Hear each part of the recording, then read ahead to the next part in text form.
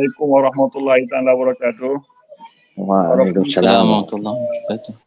Zoom FB sekalian, pada hari ini kita bertuah kerana kita akan mengadakan satu forum dialog Dewan Sosio Budaya Majlis Dakwah Negara Malaysia. Kita bertuah kerana kita mempunyai 3 orang ahli panel yang terkenal, iaitu yang pertama ialah Datuk Seri Mahadi Badr Zaman, itu CEO syarikatnya sendiri, dan juga kita ada pelakon dan pendakwah kita yang terkenal Ustaz Piyu Azman, semua orang kenal dia. Dan juga kita ada ustaz yang muda pada ini, itu Ustaz Izmir, seorang penasihat dan juga pendakwah di masjid-masjid di wilayah Persekutuan. Selamat datang. Terima kasih kerana sudi join dan memberi sedikit pandangan mengenai tajuk kita hari ini. Tajuk kita hari ini, penonton-penonton semua dan ahli panel, kita pilih khusus untuk ahli orang muda generasi yang baru, iaitu nama tajuk ini peranan ataupun pengaruh media sosial dalam sosio budaya umat Islam di Malaysia ini. Jadi saya tidak mahu memanjangkan lagi mukadimah saya pada hari ini. Saya terus jemput Datuk Seri Mahadi, minta dia perniagaan yang berjaya dan juga ramai minta Datuk Seri bagi sedikit apa yang Datuk Seri faham dari segi definisi media sosial ini dan bagaimana media sosial ini dapat digunakan dalam kerjaya Datuk Seri dan juga dapat menerapi atau menjangkau orang muda di seluruh Malaysia sekarang. Silakan Datuk Seri. Alright, Masya Allah. Okay, bismillahirrahmanirrahim. Okay, sebelum saya menjawab soalan tu, mungkin saya explain sedikit lah pasal diri saya. Sebab ramai orang kata, ni siapa Mamat Janggut ni, mana lah pula dia ni pergi panggil ni, masih dakwah negara panggil orang silap ke apa ni. So saya kongsi tentang diri saya lah. Okay, saya berasal dari Pulau Pinang. So kalau lidah tergeliat tu, tahulah memang bahasa Pinang lah tu. Saya pergi statement pula, bahasa Nogori pula. Yang lain bahasa tu je. Sedikit lah pasal diri saya. Ramai orang kata ni siapa. Okay, macam mana double. Okay.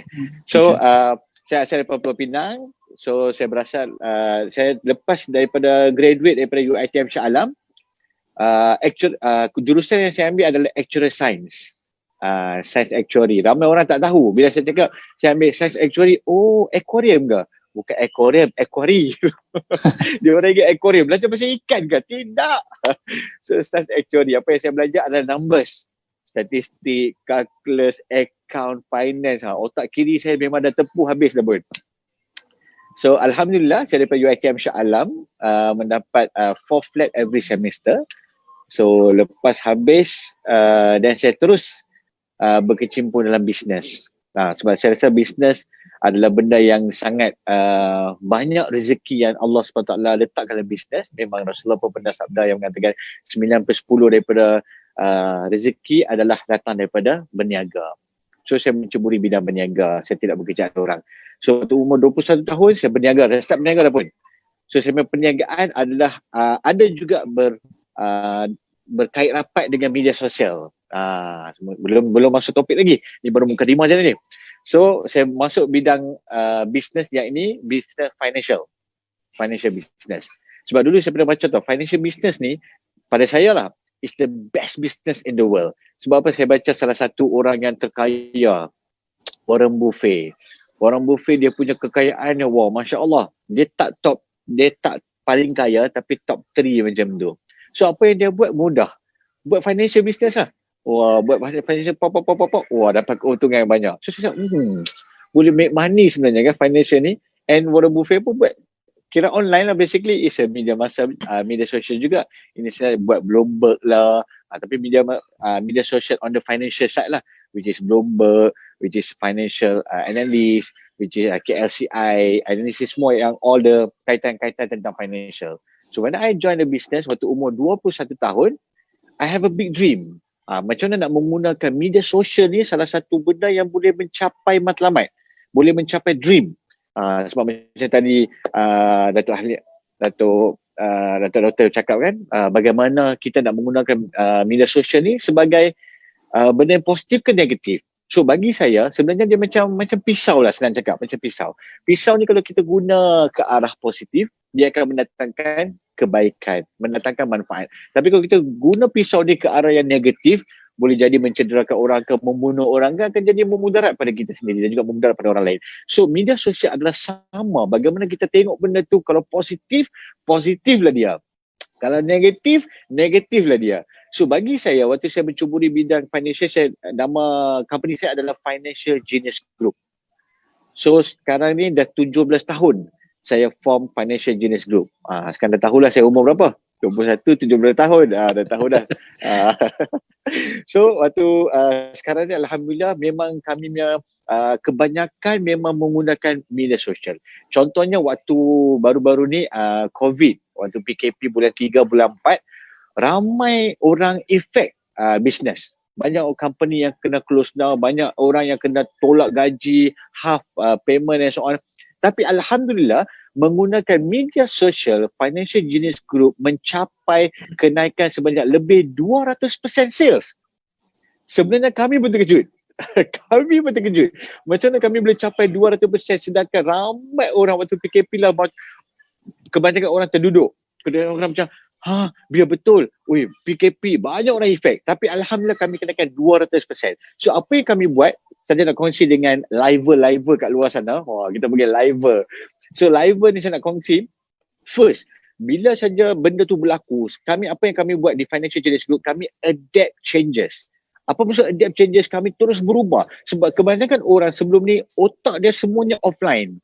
Sebab nak kena jumpa customer, nak guna form, nak itu, nak ini, semua offline. Tapi bila jadi PKP, bila jadi COVID ni, we have no choice to adapt changes. Meaning kami terus move ke menggunakan media sosial adalah medium yang paling utama untuk sebarkan maklumat. So apa kami buat? Contoh dulu nak jumpa customer, sebab financial kan, nak jumpa customer kena close guna form.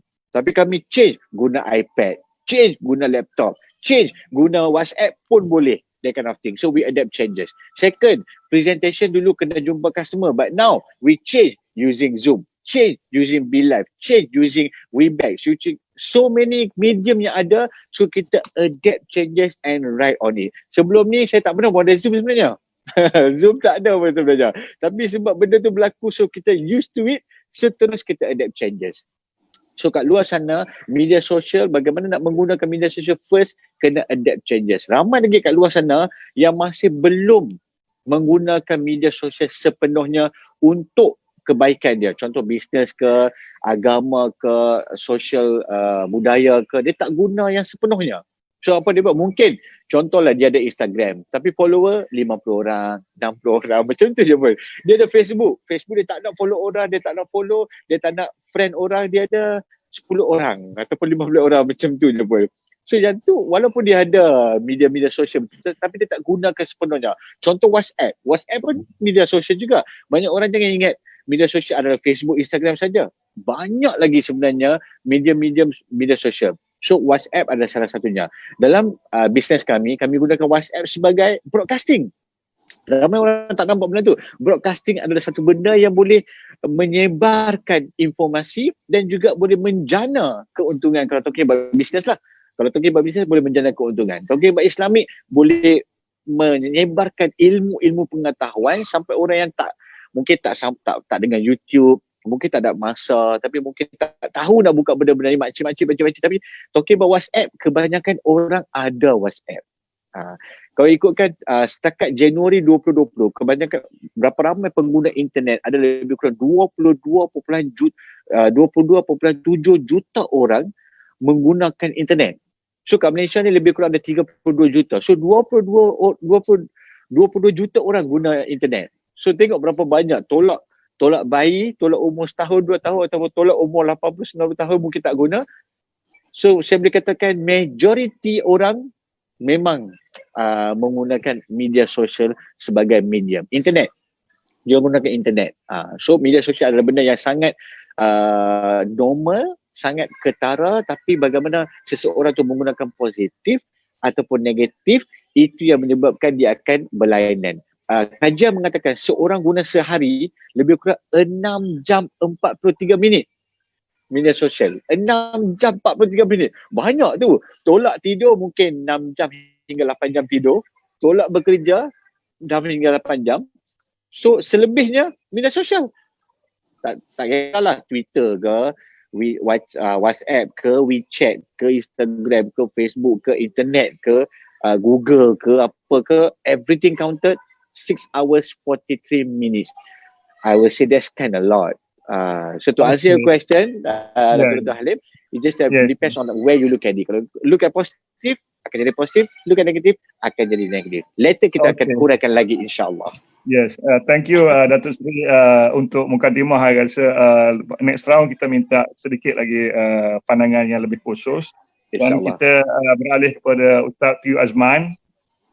Minta saudara Ustaz lebih kurang menceritakan cara Piyu Azman menggunakan sosial media ini, beberapa aspek sosial media ini, dan juga dari segi negatif atau positifnya kita ada netizen yang banyak mempengaruhi minda terutamanya pelakon seperti Piyu Azman. Macam mana cara media sosial ini mempengaruhi kerjaya dan juga audience para pengikut Piyu Azman? Silakan. Bismillahirrahmanirrahim. Assalamualaikum warahmatullahi wabarakatuh. Yang saya muliakan Prof. Datuk Dr. Halim Ahmad, Datuk sahabat panel, Datuk Seri Mahathir dan juga Al-Fadhil Ustaz Ismail Haris.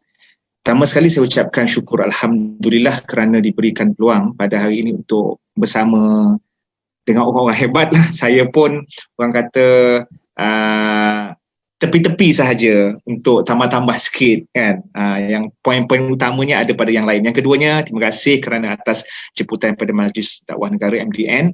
Jadi berbalik kepada soalan Prof tadi tu, saya antara orang yang sangat aktif dalam media sosial, khususnya Instagram.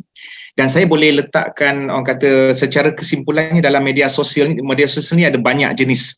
Dia ada TikTok, Datuk dia ada TikTok, dia ada orang kata sekarang ni dengan budaya-budaya baru yang berjoget-joget apa semua tu, dia ada game-game yang pelbagai jenis. Tapi sekarang ni saya nak sebut 3 media sosial yang paling perdana. Yang pertama Facebook, yang kedua Instagram, yang ketiga Twitter. Saya ambil 3, sebenarnya banyak lagi. 3 ini yang bagi saya lah yang paling perdana. Dan setiap daripada 3 ni, dia ada hukum alamnya sendiri dan dia ada crowd dia sendiri. Kalau kita tengok Facebook ni untuk orang-orang yang umur di atas-atas. Kerana Facebook ni dia nampak formal. Dia tempat khutbah-khutbah Jumaat, dia tempat perbahasan dalil. Dia ada juga orang post-postkan gambar, tapi ada juga orang yang maknanya kalau misal kata penerangan terperinci dengan huraian-huraiannya di Facebook. Kemudian dia punya crowd ataupun warga Facebooknya, kita boleh jumpa makcik-makcik Tupperware kat situ. Kita boleh jumpa kat situ makcik-makcik Tupperware, kita boleh jumpa dekat situ orang-orang korporat, kita boleh jumpa dekat remaja ada tapi minoriti. Kadang-kadang sebab saya tengok budak-budak remaja yang ada Instagram ni, dia ada Facebook dia tu asal ada je. Dia tak fokus sangat. Tapi kalau makcik-makcik dia bawang situ dia punya parlimen dia. Ni dari satu sudut. Okey. Kemudian di Twitter jaringan perhubungan antara Twitterian begitu sangat rapat sebab dia ada konsep retweet, kemudian dia ada konsep balas membalas, dan satu lagi Twitter ni dia punya caption dia, ayat yang kita nak tulis tu limit, sebab tu dia orang kena letak berbenang. Saya tak berapa minat Twitter ni sebab benda tu lah. Sebab kita tak boleh nak tulis semua perkara dalam satu caption, dia kena ada buat thread Datuk kita panggil berbenang, maknanya ada rangkaian. Tapi antara warga Twitter mereka boleh saling connected each other. Tu yang kadang-kadang tu dia orang bila dah terlalu dekat sangat di Twitter, so perasaan ataupun situasi cepat terasa triggered apa semua tu, sebab benda yang bersifat penulisan ni dia tak ada intonasi. Jadi orang ingat kan letak exclamation mark, orang ingat dia tengking dia. Padahal mungkin benda tu untuk orang kata teruja ke. Jadi benda berbicara ataupun berinteraksi berdasarkan tulisan banyak menyebabkan salah sangka antara pengguna media sosial. So kena huraian. Kemudian di Instagram. Instagram, saya sangat aktif di Instagram. Instagram ni Datuk, dia punya hukum alam dia Ustaz semua, lebih kepada untuk enjoy, kemudian untuk hiburan, walaupun tak dinafikan ada page Instagram yang bersifat dakwah, banyak juga. Tapi sebab dia kata moto utamanya Instagram ni post-postkan gambar, lepas tu dia ada slide. Jadi posting gambar ni tak banyak di Twitter. Posting kalau agaknya posting gambar banyak di Twitter ni mungkin orang kata macam kau ni macam tak kerti Twitter je, sebab selalunya bab nak exposekan tentang keluarga, tentang lifestyle, tentang apa yang dia beli, dia makan kat mana, banyak di Instagram. Kemudian posting video banyak di Instagram, daripada aplikasi-aplikasi hiburan seperti TikTok yang saya sebutkan tadi, banyak di Instagram. Akhirnya Instagram majoritinya adalah golongan remaja dalam lingkungan tingkatan 1 ataupun darjah 4 sampai ke umur dalam lingkungan 30-an. Ada jugalah makcik-makcik ataupun dalam 60 tapi terlalu sedikit. So setiap daripada masyarakat, setiap individu, dia akan memilih media sosial ini berdasarkan apa yang dia alami sendiri, cita rasa dia. Jadi berkenaan dengan apa yang Datuk Seri sebut tadi, saya setujulah. Hukum asal bagi semua benda adalah harus. Maknanya benda tu boleh. Media sosial adalah benda yang bersifat keduniaan ataupun benda yang bersifat orang kata bukan ibadah yang khusus. Jadi semua orang boleh akses. Hukum asalnya al-aslu fil asya' an-nafi'ah al-ibahah. Asal hukum bagi sesuatu perkara adalah harus. Cuma sebagaimana dia ini disifatkan sebagai pisau, kalau kita guna pisau tu untuk belah tembikai bagi tetamu makan, dia akan ada manfaat. Kalau kita guna pisau untuk bunuh orang, maka dia akan ada mudarat. Maka disebabkan media sosial sebagaimana konsep pisau inilah, akhirnya dia akan ada kesan negatif dan positif. Kesan positifnya melalui media sosial, maka dunia sudah menjadi globalisasi.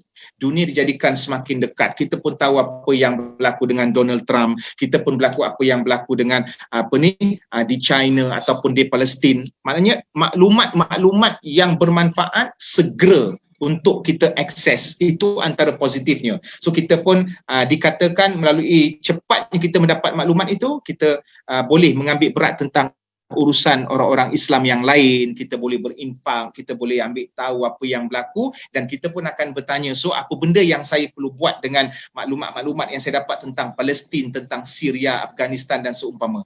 Itu antara benda-benda positif dari sudut kemanusiaan. Dari sudut ilmu, memang tidak dapat dinafikan. Segala isi kitab Ustaz Izmir ada dekat dalam media sosial.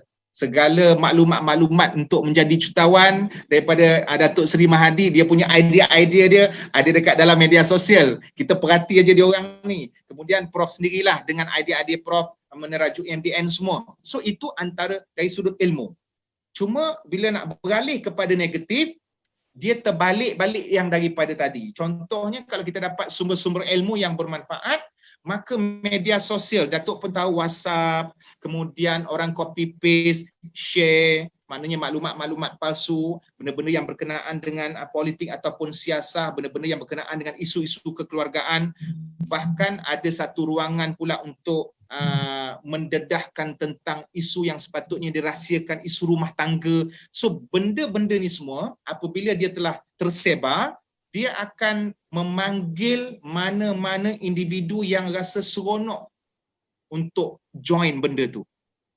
Contohnya kalau orang postkan pasal isu rumah tangga, laki bini yang sepatutnya dia simpan benda tu, maka orang-orang lain yang sewaktu dengannya akan memberi komen dekat situ. Akhirnya diorang ada team. Kalau page Facebook tentang masak, orang-orang yang minat masak akan ada team. Bisnes begitu juga. Dengan huraian kitab begitu juga. Jadi saya nampak negatifnya di situ. Sebagaimana dia cepat menyebarkan benda-benda yang positif dari sudut ilmu, maka dia juga menjadikan medium untuk segera menyebarkan benda-benda yang negatif. Maklumat-maklumat palsu, kemudian maklumat-maklumat betul tetapi menjadi batu api kepada orang lain.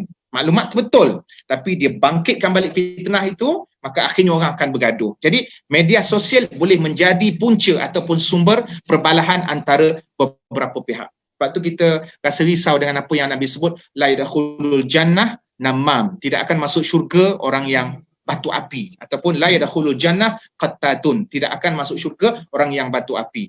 Satu konsepnya dia menceritakan kenyataan seseorang pada orang lain luar daripada maksud kenyataan orang tu, dan satu konsepnya dia menggambarkan satu peristiwa yang berlaku pada orang lain tak kena pada peristiwa tersebut. So ini adalah yang disebutkan batu api yang terdapat dalam media sosial. Berkenaan dengan hadis-hadis Nabi yang banyak tersebar dalam grup-grup WhatsApp, dalam media sosial, maka kita risau dengan ancaman Nabi, man kana yu'minu billahi wal yaumil akhir man kadzaba alayya muta'ammidan falyatabawa maq'adahu minan nar. Siapa yang mendustakan aku, maka sediakan tempatnya dalam api neraka.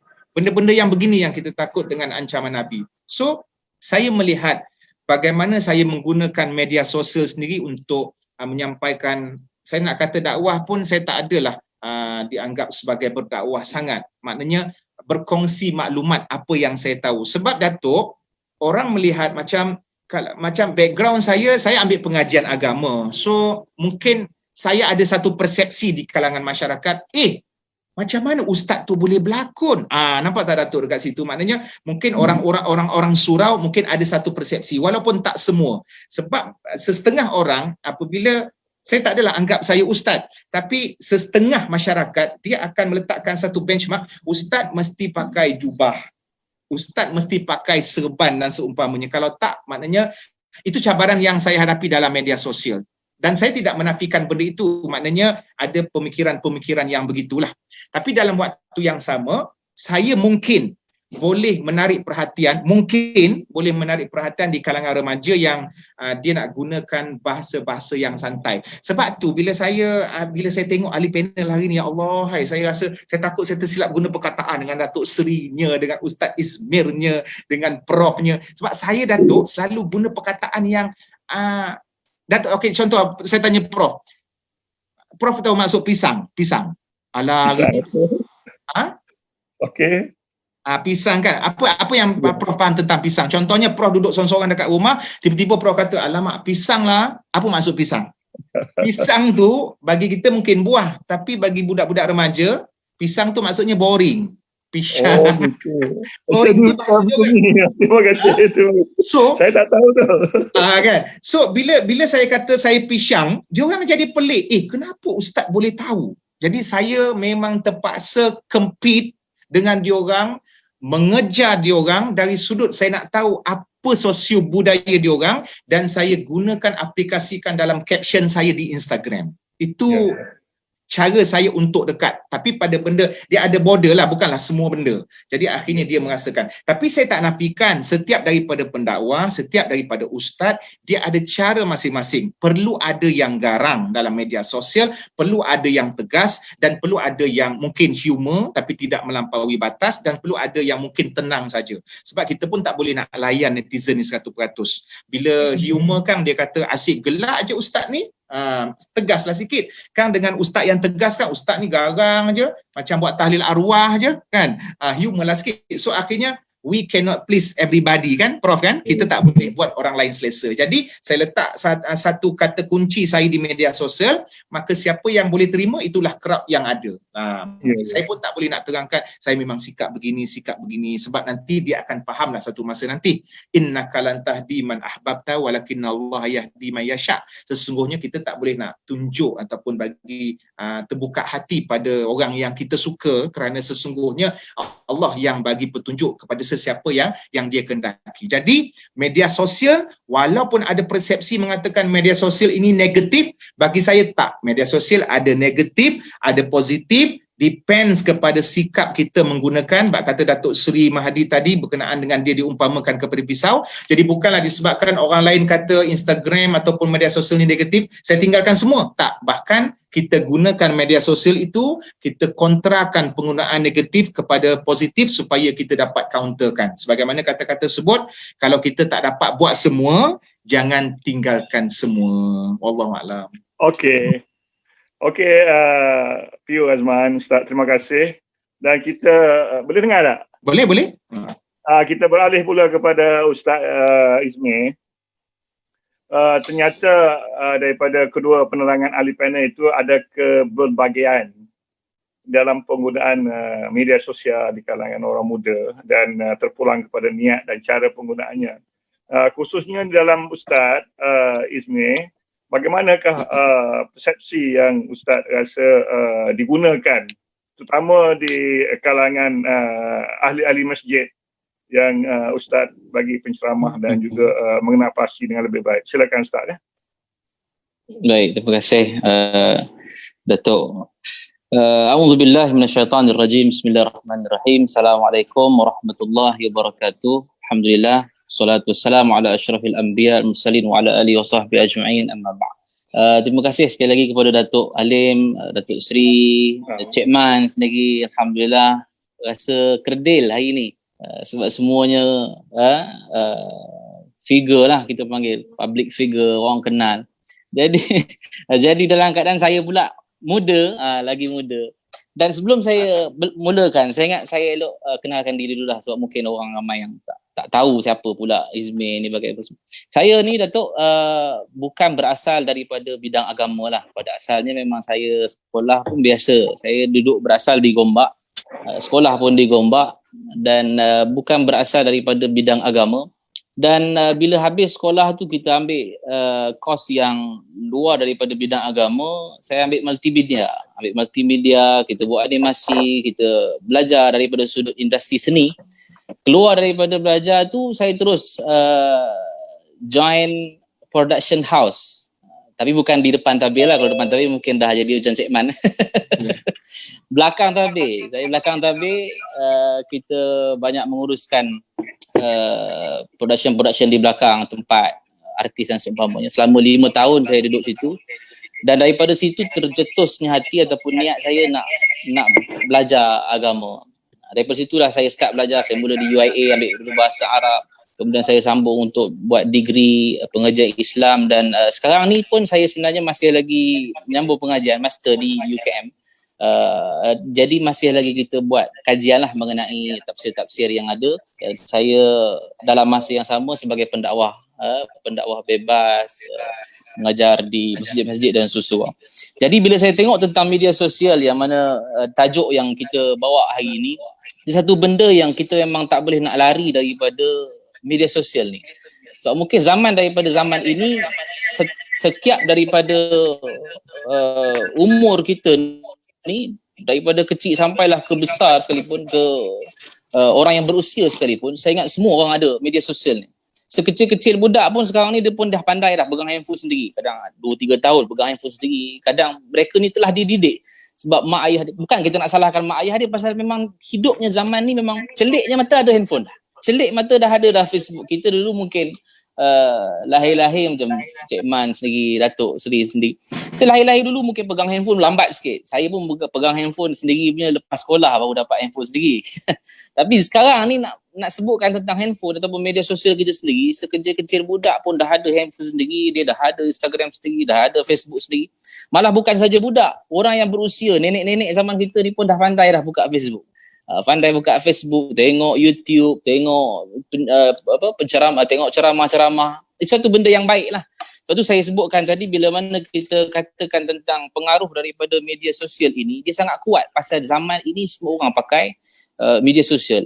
Daripada sudut tengok Datuk Seri sebutkan tadi dengan perniagaannya, Cik Man sebut tadi dengan pengajian-pengajiannya. Saya sendiri pun dalam PKP 3 bulan 4 bulan yang sebelum daripada ini memang tak boleh keluar langsung lah, sebab saya tak bertugas di mana-mana. Jadi mereka yang mana kuliah muslimat, masjid, surau, mereka suruh buat live di Facebook, live di Facebook ke dengan pakai Zoom sendiri ke Google Meet. Jadi itu satu benda yang kita boleh pakai untuk satu kebaikan lah. Maknanya kita setuju bila mana kita katakan media sosial itu dijalankan dan dilakukan untuk kita berdakwah, saluran ataupun jalan untuk kita berdakwah, boleh. Macam tadi Cik Man sebut, Datuk Seri sebut, ada kebaikan dan juga ada keburukannya. Daripada sudut kebaikannya kita faham yang inilah dakwah. mengajak orang kepada kebaikan. Maknanya kalau dia bukan boleh ceramah sekalipun, dia hanya tulis type saja di statusnya itu, mungkin ajak orang buat baik ke, ataupun mungkin daripada 5,000 followers dia ada, friends dia ada, ataupun ribu-ribu followers dia ada, daripada ramai-ramai yang baca status dia, boleh jadi Allah bagi hidayah pada seorang dua, itu pun dah dikira sebagai pahala. Man da'a ila huda, kata Nabi. Siapa yang mengajak kepada satu kebaikan ataupun petunjuk yang baik, maka dia akan dapat pahala yang sama seperti mana orang tu buat. Jadi satu benda yang baik bila kita tengok daripada sudut media sosial, ada daripada segi dakwah tu lah. Daripada segi dakwahnya, ataupun mungkin daripada segi kita nak sharing saja.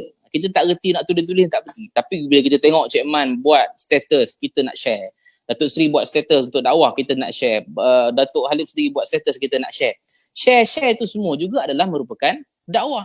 Bila mana orang baca, kita tengok dapat pahala dengan sebab kita share tadi tu. Maka berkembang. Cuma bila mana kita sebutkan tentang share tadi, ada pula keburukan dia dekat sini.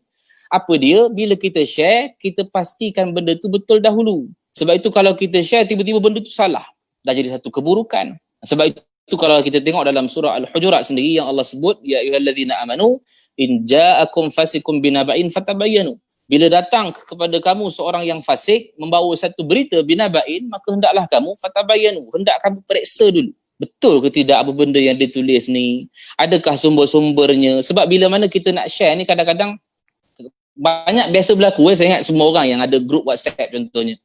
Kita grup WhatsApp pula berbelah-belah, berpuluh-puluh. Daripada universiti punya grup WhatsApp sampailah ke tadika grup WhatsApp masih ada. Kan? Pasal semua orang dah ada buat grup WhatsApp sendiri dah. Jadi bila mana kadang-kadang kita tengok ada orang yang terus forward, share. Selang beberapa minit kemudian, minta maaf yang tadi itu adalah silap. Yang ni sebenarnya yang perlu kita perhatikan baik-baik. Sebab bila kita dah share, buatnya terlepas kepada ramai orang, maka satu benda yang sangat-sangat perlu kita berhati-hatilah. Itu daripada segi keburukan yang kita ada. Kadang-kadang kita tengok ada juga orang yang dia menggunakan media sosial ini, daripada segi keburukan lah.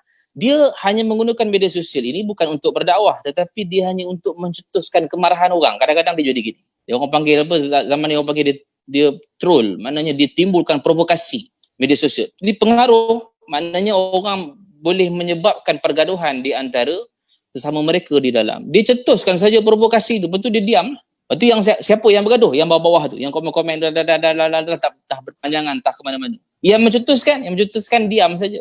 Datuk Ustaz sendiri, benda ni sebenarnya telah pun berlaku lama dulu dah, zaman Sayyidina Osman lagi. Bagaimana Sayyidina Osman dibunuh oleh pemberontak Islam disebabkan yang ni. Walaupun dulu tak ada Facebook, tak ada media sosial, tapi disebabkan tidak perhatikan betul-betul berita yang dapat, dan dia hanya mencetuskan saja provokasi. Bila mana dia kata Osman begini, fitnah yang berlaku kepada Osman, akhirnya orang di bawah ni tak setuju. Kan? Orang yang di bawah ni, pasal orang di bawah ni dia tak tahu cerita yang atas macam mana. Atas ni cuma bercerita saja.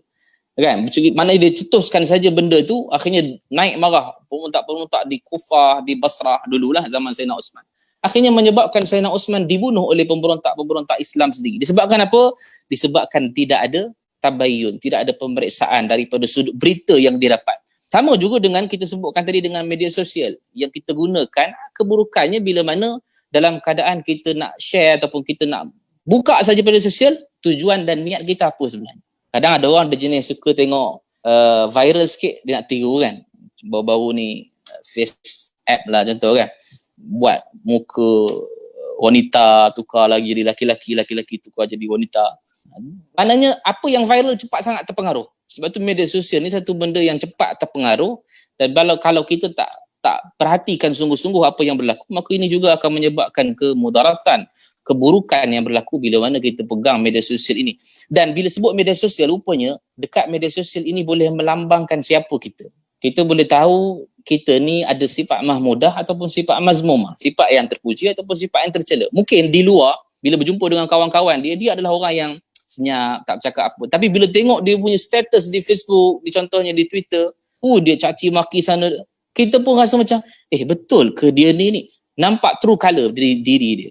Jadi daripada sini sebenarnya dia boleh nampak dia punya sifat mahmudah ataupun sifat mazmumah. Dan apa yang saya nak sampaikan daripada sudut kita sebagai pendakwah masjid-masjid dan surau, daripada sudut kebaikannya macam tadilah kita sebutkan, saya sendiri yang masih lagi mengajar dalam live online, masih lagi sampai sekarang Datuk, kita masih lagi teruskan pengajian live online di Facebook contohnya, di Zoom ataupun di Google Meet. mengaji, sambung mengaji kitab. Sebab apa? Sebab masih lagi ada situasi yang masih perlu dijaga-jaga. Jadi itu juga satu benda yang baik untuk kita buat, gunakan daripada sudut media sosial. Kita dapat menyambung kembali pengajian-pengajian kita daripada sudut agamanya. Dan saya nak sebut satu saja, bila sebut tentang media sosial, dia kena kembali kepada niat kita. Innamal a'malu binniyat. Setiap amalan tu mesti dilakukan berdasarkan niat kita.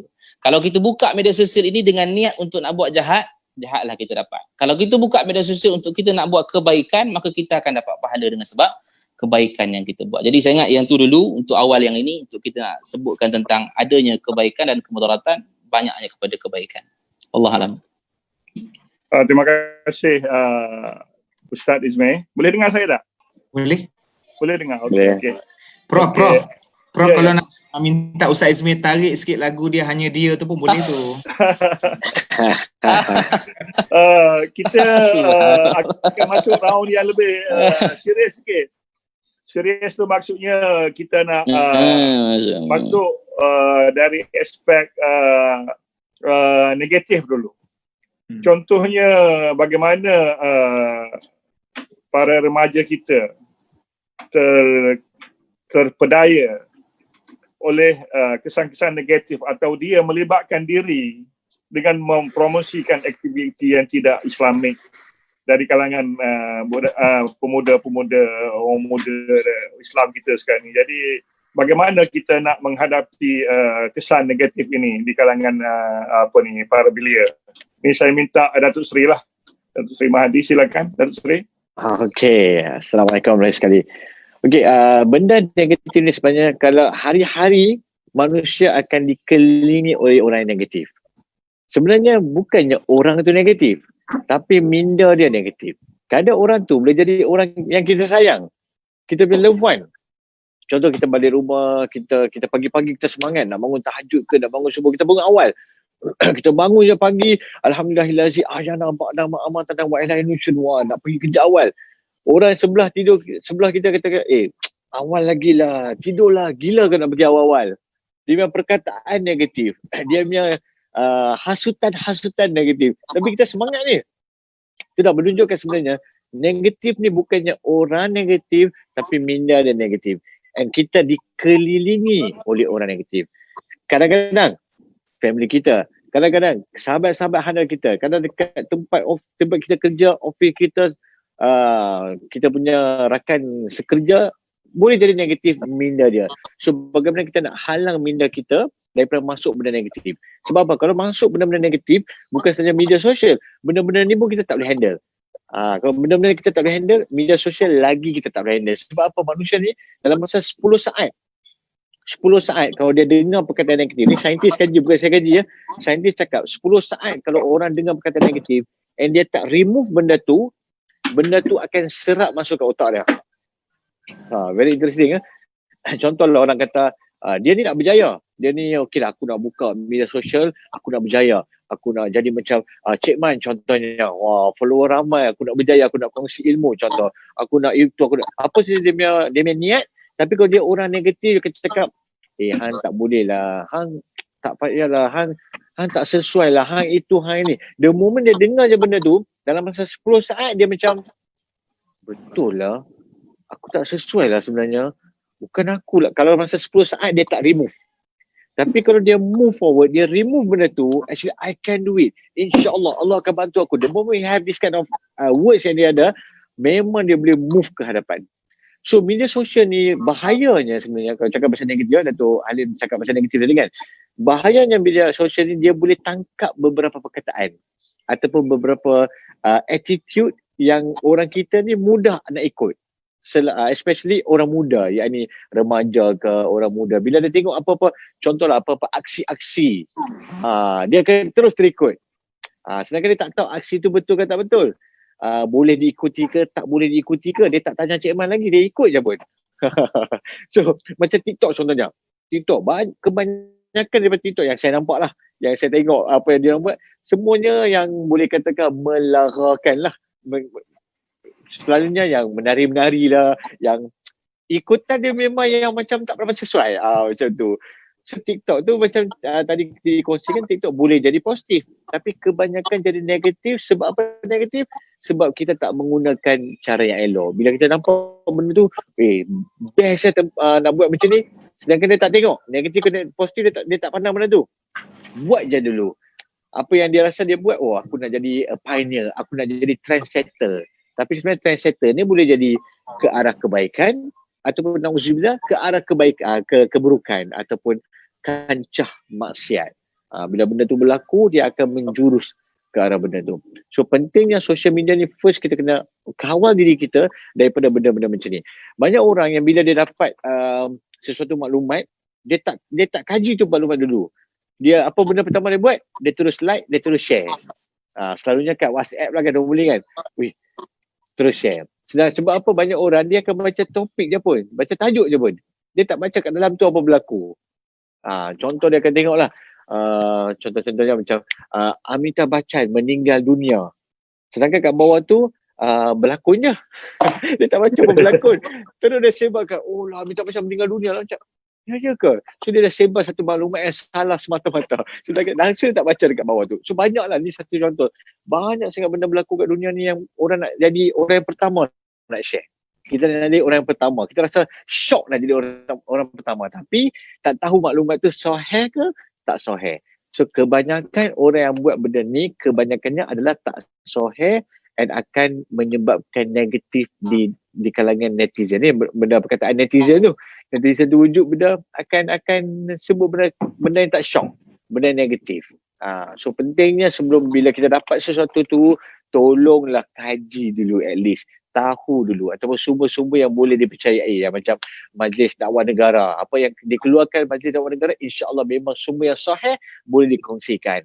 Sekarang sampai government kena keluarkan yang sebenarnya.com, sebenarnya.my, sebab dah banyak sangat benda yang tak betul, sampai government sendiri pun macam aku pun dah blur, macam mana nak tolong rakyat Malaysia ni, sebab suka sangat beritahu benda yang tak betul, keluarlah benda tu.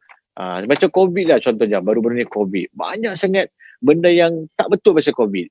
Dia kata macam contoh, minum air akan sihat, so nak ada yang apa, makan kunyit. Kenapa India tak banyak COVID? Makan kunyit. Sedangkan semalam saya tengok India punya COVID berapa ribu kena COVID. So mungkin dia lambat ke, bukan tak kena. Tapi bila kita tengok, India tak kena, bukan orang jauh, orang keliling saya juga. Baik kita ikut orang India. Orang India ada populasi berapa bilion, tapi mana ada COVID banyak. Malaysia tengok berapa banyak COVID. Dululah kan. Waktu bulan 4, Cik Man nak cakap apa Cik Man? Tak, bila Datuk Seri sebut India tu, Asia Warai dah kena dah. Asia Warai. Betul. Tu sumber Saya minat Hindustan. Sampai. So kalau dia kena pun, I believe husband dia pun mungkin kena lah kot kan. So benda-benda macam ni, Datuk Seri, yes. Yang saya ingin celah sikitnya, dari segi aspek percentage, anak muda yang Islam ni nampaknya kesan negatif ni lebih kuat, lebih banyak. Yang negative aspect of the social media ni dibanding dengan populasi China ke India. Di Malaysia lah, kita refer to Malaysia. Jadi apakah sebenarnya yang berlaku? Adakah sebab mental, kerana ada realization atau benda-benda yang Datuk Seri mungkin lebih tahu daripada saya? Cuba cerita sikit macam mana? Dia kalau ikutkanlah, minta maaf kita cakap pasal orang kita lah, kenyataan lah. Saya cakap pasal bidang financial, sebab saya bidang financial. Orang kita, contoh, kalau nak buat pelaburan ke, nak buat investment ke saving, orang kita kalau masuk duit hari ni, semalam nak dapat return dah. Itu saya kita. Tapi kalau orang, saya tak nak sebutlah, kaum lagi satu, dia faham bagaimana money makes money. Dia faham konsep ekonomi. Dia faham semua benda. So dia tahu invest ataupun business, insyaAllah masuk, dia tahu bila akan dapat, dia ikut benda tu. Pasal tu minta maaf cakap, skin cepat kaya, siapa yang paling teruk kena? Orang gunakan media sosial ni nak sebarkan skin cepat kaya. Banyak orang yang kena adalah orang kita. Bukan kena sekali tau. Bukan kena sekali. Lepas kena, dia kena lagi. Itu tak tahan tu. Datuk Seri, saya sangat setuju. Sebab tadi baru seorang netizen, dia luahkan dia kena scam 2,000 pasal isu jual duit shilling aja. Saya sangat setuju dengan Datuk Seri. Duit sini pun boleh kenal kan. Bukannya orang Nigeria. Dulu kita dapat email. I want to send you money in Malaysia. I'm from Uganda. I'm from Nigeria. Sekarang tak ada dah. Orang kita sendiri. Oh ni sekarang ada skim ni. Kalau masuk sekarang ni, every week dapat return. Oh dia dengar every week. Every month dapat return. Oh ya ke? Okay nak masuk. Lepas tu dia dah kenal. Ni dah kenal tau. Orang cakap dah kenal. Next 6 bulan ada pula skim baru datang. Ni baru masuk sekarang ni, bukannya every month, 2 bulan sekali dapat. Berapa dapat? 20% every 2 months. Dengar bocor. Oh ya ke? Okay, masuk lagi. Kenal lagi. So orang kita ni sebenarnya macam Datuk tanya tadi tu, macam mana orang kita kenapa? Selalunya orang kita yang kena. Orang Melayu lah, spesifik orang Melayu yang kena. Sebab kita ni nak cepat. Kita nak cepat, kita nak translator, kita nak jadi orang pertama, tapi kita tak tahu benda tu betul tak betul. Macam skim-skim macam ni lah. Dia tak check bank negara, dia tak check security commission, dia tak tanya orang, dia tak tanya fun fact sheet ke apa benda, dia tak tanya. Orang tu tak, member aku dah masuk dalam last week. Member aku dah masuk dalam 6 bulan lalu. Every month dia dapat. Sedangkan dia boleh cakap je pun. Tu boleh jadi modus operandi dia untuk tipu ke apa ke, macam-macam benda boleh berlaku. So orang kat luar sana, label-label kita, tolong kaji dulu betul-betul. Kalau tak, memang akan terjerumus ke kancah negatif. Kalau negatif, apa akan berlaku? Rugi duit, rugi masa, rugi ketenangan. Ketenangan tak ada. Banyak orang yang bila benda ni berlaku, dia nak tidur pun tak tenteram. Dia akan fikir, oh duit aku tak ada, macam mana aku kena tipu. Memang macam tak bahagia, tak syok tau. Adakah kita nak menghadapi kehidupan macam ni, ataupun kita nak dapat benda yang cukup daripada Allah tapi kita tenang? Banyak orang, ada yang orang kaya tapi tak tenang. Orang yang miskin, ada yang tak tenang. Tapi the best is cukup. Bila Allah beri kecukupan kepada kita, insya-Allah hati kita sangat tenang dan kita boleh buat macam-macam benda lagi. And media sosial boleh jadi positif. Tapi macam Datuk Halim cakap tu, saya setuju jugalah kebanyakannya na'udzubillah negatif. Thank you. Saya ingin beralih kepada Piyu Azman. Ustaz, mana Ustaznya? Ustaz Piyu Azman. Saya silent. Okay, ada. Okay. Saya melihat Piyu Azman ni dapat merentasi daripada ustaz kepada pelakon, kepada mengenali lebih banyak pengikut. Jadi mungkin soalan yang sama saya tuju kepada Piyu Azman, tapi lebih kepada bagaimana you sendiri melihat cara terbaik untuk memberi nasihat kepada ataupun untuk kita orang Islam ini, sebab you memang mendekati mereka. Bagaimanakah cara terbaik? Sebab nampaknya daripada Datuk Seri punya penerangan, orang Melayu kita ni ada tamak sikit, tidak sabar sikit dan senang mempercayai benda-benda yang tidak ada fakta, yang bisik-bisik, yang separuh half cook. Jadi bagaimanakah cara kita untuk menyedarkan? Sebab inilah yang kita lihat kesan negatif yang mana agak serius di kalangan orang Islam kita di Malaysia. Dan kita di pihak Dewan Sosio Budaya ni cuba menggunakan platform ini untuk menasihat mereka ataupun memberi apa-apa yang sepatutnya kita jelaskan kepada mereka. Silakan Ustaz. Terima kasih Prof. Saya minta izin jawab. Bila Prof tanya tentang bagaimana untuk, nanti Ustaz dengan Datuk Seri tambah-tambah. Bila Prof sebut tentang bagaimana cara berdakwah, saya bagi kata kuncinya ayat Quran, a'udzubillahi minasyaitonirrajim, ud'u ila sabili rabbika bil hikmah wal mau'izatil hasanah. Dakwahlah, ajaklah, sebab dakwah ni dia mengajak. Cuma mungkin setengah daripada kita ataupun ramai orang lari tu sebab dakwah tu dia dah jadi macam judgemental ya Datuk Seri, Ustaz kan?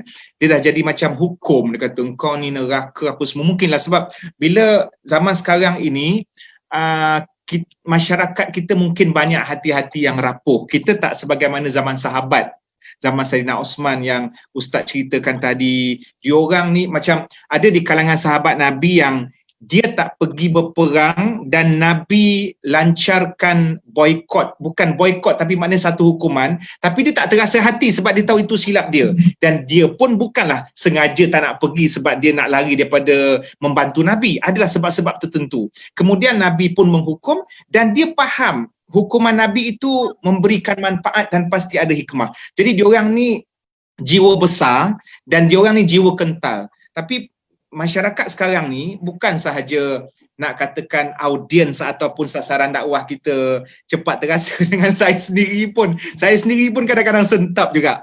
Prof, saya selalu buat IG live dan antara habit saya sambil live tu sambil makan. Jadi Prof pun tahu bila buat IG live, kamera diorang nampak, saya guna tangan kanan, yang diorang nampak tangan kiri sebab dia reflect kan Datuk Seri kan? Dia reflect. Jadi antara soalan yang saya buka sesi soal jawab, saya ingatkan dia orang nak tanya pasal hukum ni ke tu. Dia tanya, Ustaz, kenapa makan tangan kiri? Bila dah 10 kali tanya, saya pun sentap lah. Jadi nak kata, masyarakat sekarang ni bukan saja audien tapi semua sekali dari semua peringkat kena ada satu jiwa besar lah. Okey, itu settle. Kemudian bagi pendakwah, maka dia mesti meletakkan tentang cara berdakwahnya mesti secara hikmah dan juga nasihat yang baik bergantung kepada ayat Allah ini tadi. Cuma hikmah ni bukanlah maksudnya lembut. Hikmah ni kata, kenapa engkau kasar-kasar dengan dia? Kenapa tak tegur cara hikmah? Mungkin di kalangan kita menganggap hikmah ni lembut. Tak, hikmah ni maksudnya bijak. Ada orang yang kita kena tegur tegas sebab dia dah macam mencabar Islam ataupun dia dah macam mengutuk-ngutuk sedangkan dia tahu memberikan kemudaratan cara dia tu, so kita tegur tegas. Itu bijaknya menghadapi orang yang begitu, faham tapi buat-buat tak faham. Ada masyarakat ataupun audiens yang kita kena lembut sebab dia buat macam tu, buat masalah tu sebab dia tak tahu. Kalau dia tahu, cepat-cepat dia berubah. Ada contohnya orang yang saya Datuk Prof, Ustaz, ni pengalaman saya yang sedikit. Ada beberapa orang yang non-Muslim yang dia mengucap syahadah melalui Instagram dengan saya dalam 2-3 orang. Dan ada yang non-Muslim, Hindu, yang dia tanya saya, Cik Man, mana nak beli Quran? Saya saya pun risaulah, takut apa-apa yang berlaku dia nak buat apa dengan Quran. Kata, kenapa nak Quran? Sebab saya nak baca, nak faham. Lepas tu saya kata dengan dia, saya pesan dengan dia, nanti kalau dapat Quran, jaga elok-elok. Kemudian bila saya postkan dalam media sosial tentang dia, maknanya saya nak postkan benda yang positif. Adanya seorang Hindu yang tanya mana nak beli Quran. Tiba-tiba ada follower saya yang lain, dia DM saya, Cik Man, biar saya yang postkan ke dia. Jadi maknanya saya suka spreadkan kebaikan itu. Jadi bukan saya yang hadiahkan, saya bagi alamat Hindu tu ke individu ni tadi dan saya bagi tahu Hindu, Quran ni bukan Cik Man yang bagi tapi ada seseorang yang lain. So itu salah satu contoh lah. Kemudian jadi bagi orang-orang yang begini yang non-Muslim, so kita pun tunjukkan kita lemah lembut dengan dia sebab dia memang nak kepada kebenaran. Tapi bagi orang yang mengutuk Islam, sama ada dari segi penganut Islam itu sendiri ataupun luar, mungkin kita akan sedikit bertegas. Itu yang kita maksudkan dengan hikmah, sesuai mengikut siapa audiens kita. Wal mau'izatil hasanah, dan nasihat yang baik. Maka ini adalah asas kepada semualah. Nasihat yang baik ni asas kepada semua. Maksudnya memang mana-mana dakwah pun daripada zaman Nabi sendiri menunjukkan contoh yang terbaik melalui perkataan orang. Saya pun tak nafikan, kadang-kadang ada dalam dakwah saya, bila saya nak masuk dalam dunia diorang tu, mungkin perkataan yang saya gunakan bagi orang lain macam bunyi kasar. So saya pun mengambil iktibar daripada tu dan menerima kritikan daripada senior-senior kita ataupun kumpulan-kumpulan ustaz kita lah dalam media sosial. Itu yang pertama. Kemudian yang kedua, berbalik kepada persoalan Datuk juga, bagaimana kita nak mendekati diorang, mesti melalui asas ilmu lah. Macam mana nak menghadapi netizen dan macam mana nak bawa netizen supaya diorang behave dalam media sosial. Nak tak nak, ilmu mesti nombor satu. Ilmu tu maksudnya yang pertama dari segi tauhid, dan ilmu itu sendiri Allah sebut dalam Quran, qul hal yastawil ladzina ya'lamuna wal ladzina la ya'lamun, katakanlah sama tak orang yang berilmu dengan orang yang tidak berilmu. So bila masa tak sense orang yang berilmu tak sama dengan orang yang tak ada ilmu, jadi mesti banyakkan orang kata pendekatan cara ilmu. Bagaimana cara untuk menggunakan media sosial dengan baik. Bagi orang yang nak terlibat dengan bidang bisnes supaya dia tidak di-scam, so dia kena merujuk kepada pakar bisnes Datuk Seri Mahathir. Bagi orang yang dia nak bagaimana nak mengetahui isi kitab ataupun ceramah-ceramah agama, so Ustaz Izmir ada. Bagi orang yang nak terlibat dengan industri hiburan menyanyi tapi nak kata tak nak terjebak dengan benda-benda yang sia-sia, Ustaz Izmir dengan nasyid dia. So Quran ada bagi tahu, fasalu ahla dzikri in kuntum la ta'lamun. Bertanyalah kepada yang pakar sekiranya kamu tak tahu. Kita ada pakar bisnes. Bukan maknanya semua benda ustaz nak jawab. Pakar bisnes. Dulu pada zaman Nabi, Salman Al-Farisi, dia seorang arkitek. Maknanya dia mencadangkan membina parit dalam peperangan Khandaq. Dan tak semua sahabat Nabi yang hafal hadis secara banyak. Ada top 6 orang yang paling banyak hafal hadis. Ada di kalangan sahabat Nabi yang profesional, ada di kalangan sahabat Nabi yang pakar strategik perang, ada di kalangan sahabat Nabi yang pakar dalam bab fiqh. Kemudian ada di kalangan sahabat Nabi yang perempuan, isteri Nabi sendiri perempuan Aisyah, dia merupakan mufti. Jadi saya nampak dalam media sosial dari semua bidang bekerjasama. Media sosial mesti dimonopoli oleh businessman, mesti dimonopoli oleh orang-orang yang mahir dalam bidang keduniaan, bab motornya, bab saya pernah Prof, saya pernah minyak habis dekat highway. Lepas tu saya tulis dekat dalam story, tolong minyak habis saya pasal kereta memang zero. Memang zero. Lepas tu dekat setengah jam saya berhenti Prof, tiba-tiba ada orang berhenti belakang saya. Saya punya overthinking, ya Allah dia mesti nak bunuh aku. Sebab masa tu dekat highway, saya punya overthinking Prof. Lepas tu saya pun tulis kat story, tolong minyak saya dah habis, tolong. Tiba-tiba ada 2 orang budak motor, dia bukan bidang agama, dia datang dekat situ, dia bantu saya beli minyak. Dan rupa-rupanya yang parking belakang saya tu pun sama juga minyak habis.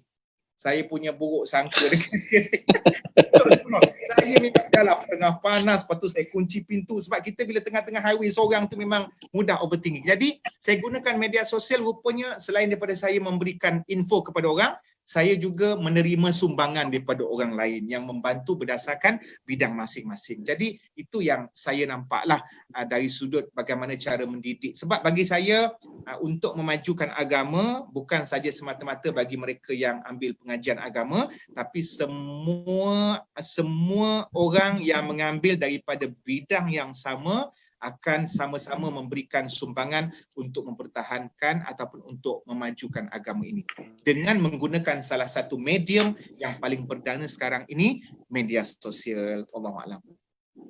Terima kasih P. Azman Ustaz. Saya ingin pindah kepada Ustaz Ismail. Kita melihat di zaman dahulu dan sebelum ini, sebelum kedatangan media sosial ni, institusi masjid adalah punca ilmu yang paling utama untuk mendekati ahli qaryah dan juga ahli-ahli keluarga, di mana ahli-ahli masjid yang datang solat di masjid dan juga menghadiri majlis agama menyebarkan dalam cara dia sendiri. Tapi dengan kehadiran media sosial ini, bolehkah Ustaz menceritakan bagaimana yang terbaik supaya kita dari segi ilmu, seperti yang P. Azman kata tadi, berbagai ilmu yang boleh kita sebarkan melalui masjid, institusi masjid, yang mana kita perlu mengekalkan fokus dan hala tuju ilmu untuk disampaikan kepada ahli-ahli qaryah. Ni boleh tak Ustaz cadangkan bagaimana caranya dengan pengalaman yang Ustaz ada sekarang? Terima kasih Ustaz. Baik, terima kasih Prof. Tok Sri, Cik Man. Alhamdulillah, terima kasih soalan yang mana kita tahu tadi kita dah sebutkan tentang kebaikan dan keburukannya tentang media sosial ataupun apa yang kita gunakan seperti Facebook, Instagram, Twitter, yang lain-lain tu. Dan banyak yang telah disebutkan oleh Datuk Sri sendiri, Cik Man sendiri tentang kebaikan itu. Cuma daripada sudut dakwah ataupun daripada sudut ilmu itu sendiri, dia dalam sudut ilmu pada hakikatnya dia perlu berhadapan dengan guru. Itu konsep Islam dalam bab talaqi. Sebab itu kalau kita tengok hadis Jibril, masyhur, famous ni. Hadis ni sangat-sangat popular. Bila mana Jibril datang menyerupai manusia, datang bertemu dengan Rasulullah yang tanya mahwal Islam, mahwal iman.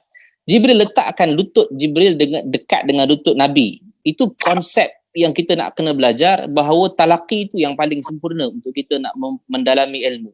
Tetapi bukanlah maksudnya tak boleh gunakan langsung media sosial untuk kita nak mendalami ilmu. Boleh. Cuma media sosial ataupun internet ini yang kita gunakan untuk mempelajari ilmu, dia hanya sebagai pencetus sahaja. Minat. Untuk kita nak lepas ni nak dalam lagi, mesti kena cari guru. Nak dalam lagi, mesti kena cari guru. Dia tak boleh hanya berguru dengan media sosial saja. Sebab nanti kalau orang tanya, oh kau dapat daripada mana? Oh saya dapat daripada YouTube, dapat daripada hujah tu tak apa nak kuat kalau kita bukan nak bertelagah dengan orang. Cuma hujah tu nak dipakai untuk nak diceritakan kepada orang tak apa nak kena. Sebab kita dalam martabat talibul ilmi, penuntut ilmu, dia ada martabat dia.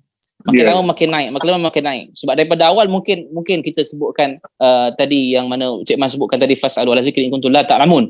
Kita nak tak tahu, kita tanya ahli dia. Itu daripada sudut yang bawah lah, dikira sebagai orang awam. Orang awam dia mungkin tak tahu nak ambil sumber daripada mana, daripada Quran ke daripada hadis mana, tak tahu. Jadi dia tanya pada orang yang pakar, alim contohnya, orang yang ustaz-ustaz contohnya, ustaz ni macam mana, Cik Man ni macam mana, Datuk Sri ni macam mana.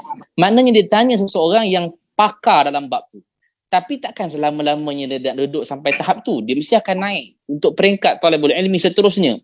Dia mesti pula kena cari guru. Kemudian dia tengok, oh dalam Quran ada sebut gini. Yang dulunya dia tanya orang, sekarang ni dia boleh tahu dalam Quran ayat dalam ni sekian dah ada sebut dah begini. Mungkin dulu kita tak tahu di mana dalil berwuduk. Rupanya tengok Quran, dalam Quran ada dalil wuduk. Macam-macam. Sebab tu bila mana kita belajar peringkat demi peringkat, dia ada satu perubahan dalam diri. Dia ada perubahan. Dan kita tak boleh nak rujuk mungkin daripada awam tadi yang kita katakan, oh saya dapat daripada ustaz ni, saya dapat daripada ustaz ni, saya dapat daripada ustaz. Lain pula lepas kita dah naik peringkat, kita akan sebut saya dapat daripada kitab ni, saya dapat daripada ayat ni. Lain kan? Dia bunyi tu dah lain dah. Sebab itu bila mana konsep kita nak belajar daripada sudut media sosial, boleh. Cuma dia hanya sebagai pencetus sahaja. Adapun kalau nak pergi lebih dalam mengenai sesuatu perkara, dia perlukan tadi Jibril, dia letak bentuk dia dengan bentuk talaki yang ada. Tetapi kalau kita sebutkan tentang media sosial yang kita nak buatkan sebagai pencetus, kita macam berbalik pada persoalan yang diberikan kepada Cik Man dengan juga Datuk Seri tadilah. Macam mana nak mendekati orang yang, yelah sebab kita daripada masjid, yang datang masjid dia memang orang yang memang nak belajar, maksudnya memang dia adalah orang yang memang datang masjid. Tapi yang kita nak tarik ni macam Prof sebutkan tadi, macam mana kita nak tarik orang muda-muda yang dekat luar yang memang tak pernah nak dengar dekat dalam masjid ada bidang apa. Sini sebenarnya. Dan saya sebutkan tadi seperti mana Cik Man sebutkan tadi, banyak yang tarik budak-budak muda. Saya juga ikut juga Cik Man buat live dalam soal jawab contohnya, menarik budak-budak muda untuk memahami lebih dalam agama. Dan mungkin daripada situ dia tak akan fokus kepada live saja. Mungkin satu hari nanti Cik Man pun tak buat live dah, mungkin sibuk dengan berlakon pula, akan jadikan superstar lepas ni kan. Sibuk dah, tak boleh nak buat live. Dia kena cari guru pula untuk menyambung pengajian dia. Jadi macam mana cara dia? Bermula daripada sini dulu. Kita boleh ambil daripada sudut media sosialnya, kita bermula dengan bagaimana untuk berdakwah, mengajak orang daripada sudut yang media sosial ni, sebab dia terpengaruh cepat sangat. Seperti mana saya ingat banyak yang terpengaruh Prof dulu kita pernah dengar ada satu viral tentang cerita lagu Aisyah, tak silap, lagu Aisyah kan, yang asalnya dulu lagu Projector Band, cerita pasal Aisyah, cinta, feeling love semua. Tapi orang buatkan pemikiran itu supaya dia bertukar menjadi lagu tentang sirah, menjadi tentang lagu tentang Ummul Mukminin Sayyidatina Aisyah. Dalam masa yang sama, perasan ataupun tidak, satu dunia tahu Aisyah ni macam mana sifat dia. Satu dunia tahu rupanya di riba Aisyah rupanya Nabi berakhir ataupun wafat di situ. Sebab daripada sudut lirik lagunya kita akan dapat faham dan kita faham, oh begini rupanya Aisyah dengan Rasulullah dulu pernah main lari-lari. Walaupun dia hadis tapi dia buatkan sebagai lirik lagu, automatically itu juga satu dakwah yang kita boleh tarik orang muda, sebab yang tengok penyanyi semua muda-muda belaka. Kan? Sebab itu dia tak boleh nak khususkan dakwah itu hanya di masjid saja, tak. Lakonan sendiri boleh kita dakwahkan dia. Saya ingat di TV-TV contohnya banyak yang berlaku tentang dia buat satu drama yang mana drama itu ada unsur-unsur hukum hakam. Dalam jutaan orang yang tengok, mesti ada orang yang dia akan belajar sesuatu daripada hukum tu. Contohnya Cik Man sendiri yang berlakon tentang ada bab-bab agama termasuk dalam bab tu. Jadi benda tu sebenarnya boleh memberikan kefahaman kepada orang yang menonton. Datuk Seri sendiri daripada sudut perniagaan, daripada orang yang ikut follower Datuk Seri sendiri pun boleh mendapatkan sesuatu yang kebaikan daripada dakwah yang Datuk Seri buat. Jadi apa yang saya nak sebutkan di sini, daripada sudut saluran dakwah, dia tak hanya kepada masjid saja, dia luas. Kita juga ada yang pergi street dakwah, contohnya berdakwah di pasar malam, contohnya berdakwah di pasar pagi, contohnya. Sebab kadang-kadang yang kita nak dakwah ni adalah orang yang tak pernah pergi masjid ataupun jarang pergi masjid. Pergi masjid pun mungkin hari Jumaat saja sebab dia kena pergi masjid hari Jumaat. Kan? Sekarang pula orang beratur, marah-marah tak boleh masuk. Orang yang terakhir tutup pintu, marah dia tak boleh masuk. Kan? Jadi sebab Ustaz, sebab peringkat-peringkat Ustaz, saya mencelah sedikit. Boleh. Dari segi saluran ilmu sebelum datangnya sosial media ini ialah daripada masjid kepada orang-orang yang datang masjid, which is laki-laki. Kemudian tu laki-laki ini diberi kepada isteri dan anak-anak mereka. Tapi dengan adanya media sosial ini, struktur perkembangan ilmu tu agak tercabar. Jadi bagaimanakah kita supaya sekarang ni isteri pun lebih berilmu lagi daripada infonya melalui sosial media daripada suami dia. Dan juga lebih berilmu daripada bapaknya.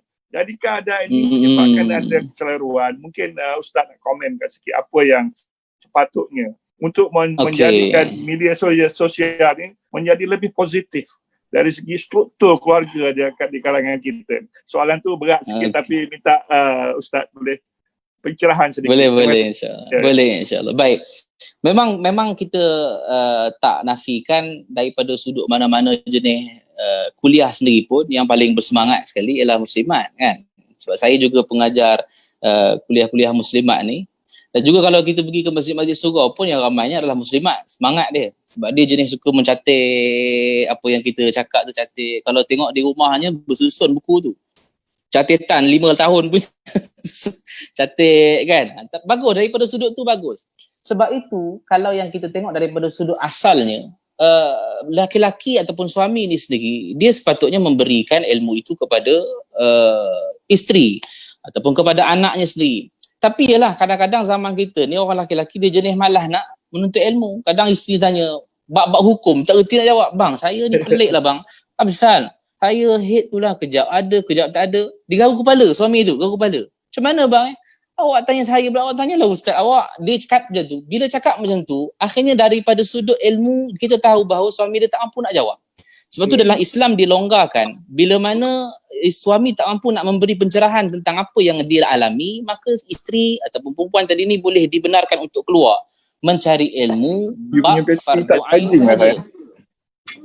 Tak charging daripada sudut jenis ilmu fardu ain sahaja.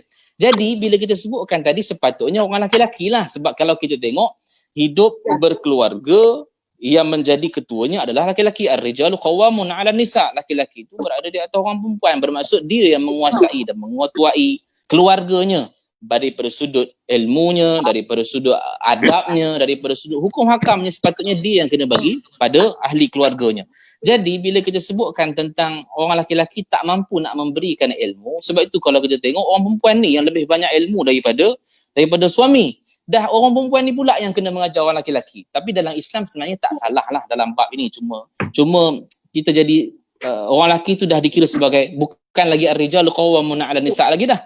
Sebab orang laki-laki ni sepatutnya dia yang duduk di atas untuk mengajar dan memberikan adab, memberikan ilmu agama kepada ahli keluarganya. Yang mana Allah sebutkan qu anfusakum wa ahlikum nara, yang Allah tujukan kepada orang laki-laki, pelihara diri kamu dan juga ahli keluarga kamu daripada bakaran api neraka. Bermaksud orang laki-laki kena ambil peranan betul. Jadi macam mana caranya Ustaz kita nak buat contohnya dalam keadaan orang laki-laki sebenarnya dia kena ambil inisiatif. Masa dalam sentiasa yang kita sebutkan 24 jam. Sekurang-kurangnya biarlah 1 jam untuk kita ambil untuk menimba ilmu. 1 jam kita ambil untuk menimba ilmu, kurang-kurangnya apa yang kita dapat daripada 1 jam tu balik terus kita bagikan kepada isteri dan anak-anak keluarga kita supaya dia tak hilang. Jadikan dalam rumah kita ni juga satu bentuk ada dipanggil sebagai kita panggil halaqah, duduk untuk kita nak bincang bab agama atau memberikan apa sahaja manfaat ilmu untuk ahli keluarga kita supaya ilmu yang kita gunakan daripada media sosial, contohnya kalaupun kita belajar, kita tengok dalam YouTube, dalam Facebook, kita boleh sampaikan juga kepada ahli keluarga kita supaya dia memberikan manfaat daripada sudut media sosial. Jadi itu sebenarnya tercabar sikit lah bila mana media sosial itu semakin diikuti ramai, masjid-masjid kurang dah sebenarnya. Masjid dah kurang orang. Orang malas nak pergi ke masjid dah. Jadi orang hanya tengok, kadang buat live di masjid, orang tengok live daripada rumah je lah, tak pergi ke masjid. Jadi itu mungkin salah satu benda yang tak apa nak bagus dah. Cuba. Wallahu alam tu. Terima kasih Ustaz. Minta saya beralih pula kepada Datuk Seri Mahdi. Boleh dengar saya tak, Datuk Seri? Yes, boleh. Okey. Dari segi genius. Sebab apa? Invention ataupun teknologi media sosial ni kebanyakannya dibawa oleh orang Barat, tidak daripada orang Islam. Tetapi penggunaannya memang sesuai, diambil oleh orang Islam dan memang banyak orang Islam yang mengambilnya. Tetapi untuk meningkatkan lagi penggunaan media sosial dari segi keuntungan untuk dapat dibenefitkan oleh masyarakat Islam ini, adakah potensi? Sebab Datuk Seri sendiri pun ada capacity untuk invent benda-benda yang segini menggunakan grup perniagaan Datuk Seri.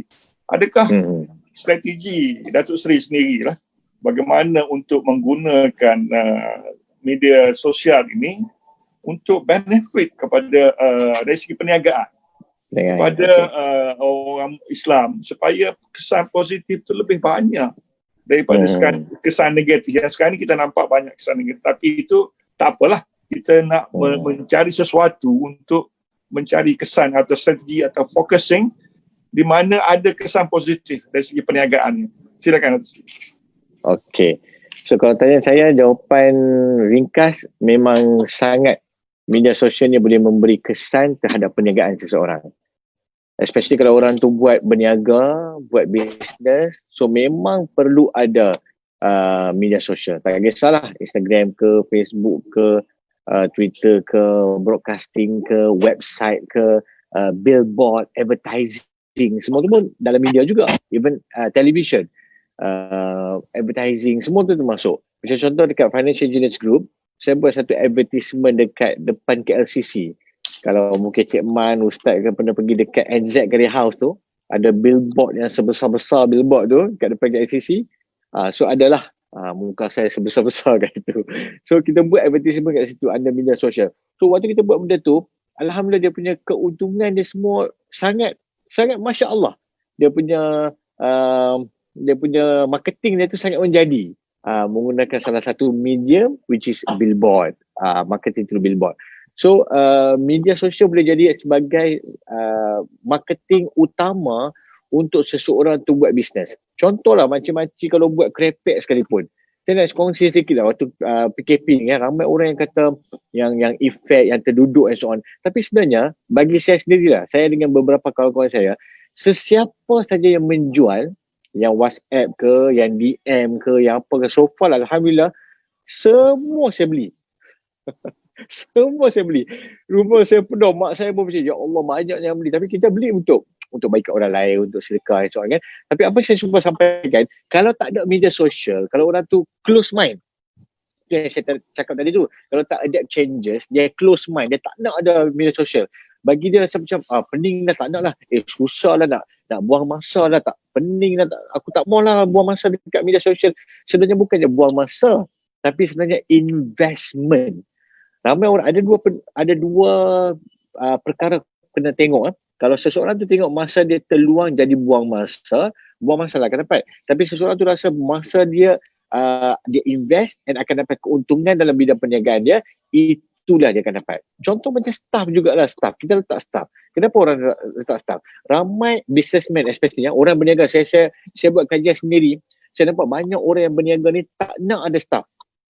Tak nak ada staff. Sebab apa? First thing yang dia letak staff, aku nak bayar gaji dia 1,500, 2,000. Biar betul. Tak payahlah. Aku buat sendiri. Bila ada mindset macam ni, apa akan berlaku? Tengok, dia nampak staff tu as a expenses. Bila dia tengok as a expenses, itulah akan berlaku. Dia tak akan letak staff. Tapi kalau dia tengok staff tu as a investment, aku letak dia, aku bayarkan dia 2,000. Dia akan buat marketing untuk aku, dia akan cari orang akan beli, orang akan ni, orang beli, keuntungan aku 10,000. Okay, right? Aku bayar dia 2,000, aku dapat 10,000. So, through media sosial, letak seorang staff untuk jaga bahagian media sosial untuk buat marketing. Tengoklah macam mana seminar-seminar dekat luar sana. Macam-macam seminar yang ada yang kena bayar 2,000, 3,000, 4,000. Only media sosial dia pun dia punya platform. Through Facebook lah, Instagram, Twitter, dia punya spread the marketing tu sampai satu seminar, beberapa trainer-trainer kat luar sana, satu kali seminar dia buat 3,000 orang attend. Satu seminar ada yang saya pernah tengok, satu seminar 10,000 orang dekat IDCC Shah Alam. Punya banyak. And saya tengok balik, kalau seorang bayar banyak ni, 10,000 orang, dah milenial satu hari tu. So macam mana dia buat benda tu? Melalui media sosial. Hanya media sosial saja pun. And of course, word of mouth lah. So media sosial is an investment yang kena start daripada media sosial. Saya ada seorang kawan yang baru buat nasi lemak. Boleh marketing sikit lagi. Nasi lemak dia panggil nasi lemak ustazah. Baru start. Ustaz Aidil dengan Imam Muda Ashraf. Dia memang totally media sosial sahaja. And dia baru start. And semalam saya jumpa dia kata, saya kata dia, hari ni boleh hantar aku nak nasi lemak. Sorry, penuh. Berapa nasi lemak hari ni? Hari Isnin 10,000 bungkus. 10,000 bungkus? Macam mana buat marketing? Media sosial je lah. So nampak tak daripada situ kan, daripada media sosial ni sebenarnya boleh jadi platform marketing yang sangat cantik untuk bisnes. So kalau anda label kat sana yang masih belum menggunakan, saya rasa masih ramai yang belum menggunakan sepenuhnya. Mungkin dia guna satu dia rasa macam dah cukup dah pun. Tapi sebenarnya kena guna medium yang berlainan. Sangat banyak sebenarnya dekat-dekat boleh katakan 50-60 medium media sosial boleh digunakan. 50-60 tau, banyak sebenarnya boleh digunakan. Kita dah cakap macam tadi yang perdana macam Cik Man cakap, Facebook, Twitter, Instagram. Tapi selain tu ada banyak lagi yang boleh capai. Macam orang contoh tak guna internet. Macam mana pula dia punya medium sosial. Orang yang dah tua-tua yang macam tak boleh buka Instagram, tak tahu nak buka, tak erti, nak baca ni pun tak erti. So ada juga dia punya medium yang lain. So untuk menjawab soalannya, memang setiap orang perlu ada media sosial untuk mengembangkan bisnes ke tahap international kalau boleh. Genius way. InsyaAllah. Datuk Seri, apa yang berlaku sekarang ini dari segi trending ataupun minda orang Melayu kita ni, Islam ni, cara social media ini kawal kita adalah dengan words, perkataan yang dibuat penyelidikan, di mana bila kita sebut aja perkataan itu, dia dapat catching, dapat menarik perhatian para pengikut media sosial ni. Adakah kita cuba mempengaruhi? Sebab dari aspek trending ni, orang-orang Islam kita di Malaysia ni terikut-ikut dengan kajian. Ada beberapa syarikat yang khusus cuma kaji mengenai keywords. Macam P. Azman kata tadi, caption. Yang mana perkataan itu akan memberi penarikan kepada orang yang melihatnya. Terus dia akan masuk. Jadi adakah pihak kita ada membuat penyelidikan dari segi minda atau preference di mana orang kita ni ada kita punya own keywords. Sekarang ni saya duk nampak kita ikut keywords yang dipengaruhi oleh media barat, di mana media sosial ni mempengaruhi kita. Bagaimana komen Datuk Seri dalam hal ini?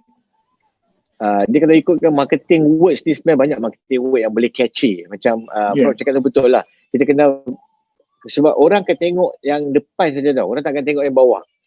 So kalau depan tu catchy, dia akan continue baca. Tapi kalau depan tu macam, alah aku dah tahu, boring lah. Aku tak nak, benda yang tak catch dia punya eyes, yang tu lah akan berlaku. Saya nak kongsi sikit lah. Cohen B tahun 1960, seorang tokoh komunikasi berpendapat bahawa meskipun media tak beri apa yang harus, dia tak memberitahu apa yang harus kita fikirkan. Media tak beritahu benda tu. Tetapi media mempengaruhi apa yang kita fikirkan. Media tak beritahu apa yang kita perlu fikirkan. Tapi dia mempengaruhi. So benda pertama apa yang kita kena marketing tu, kena benda yang catchy. Macam saya tengoklah, saya punya beberapa banyak video yang saya pernah buat kan sebenarnya. Ada video yang viewer sampai pernah cecah 200,000 viewer. Ada setengah video yang 10,000 ataupun 5,000.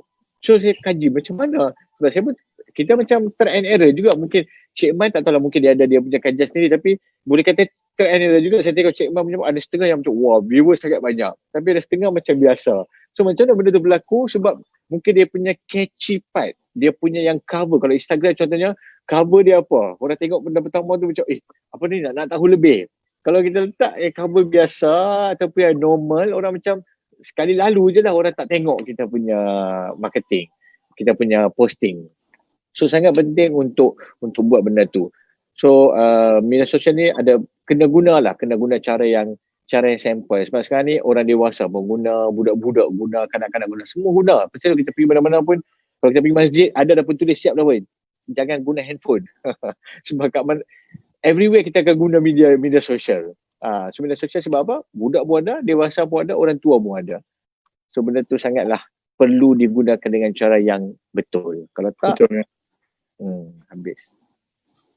Okey, terima kasih. Kita ingin melihat respon daripada Ustaz Piyu Azman mengenai dari aspek populariti atau trending dalam media sosial ni.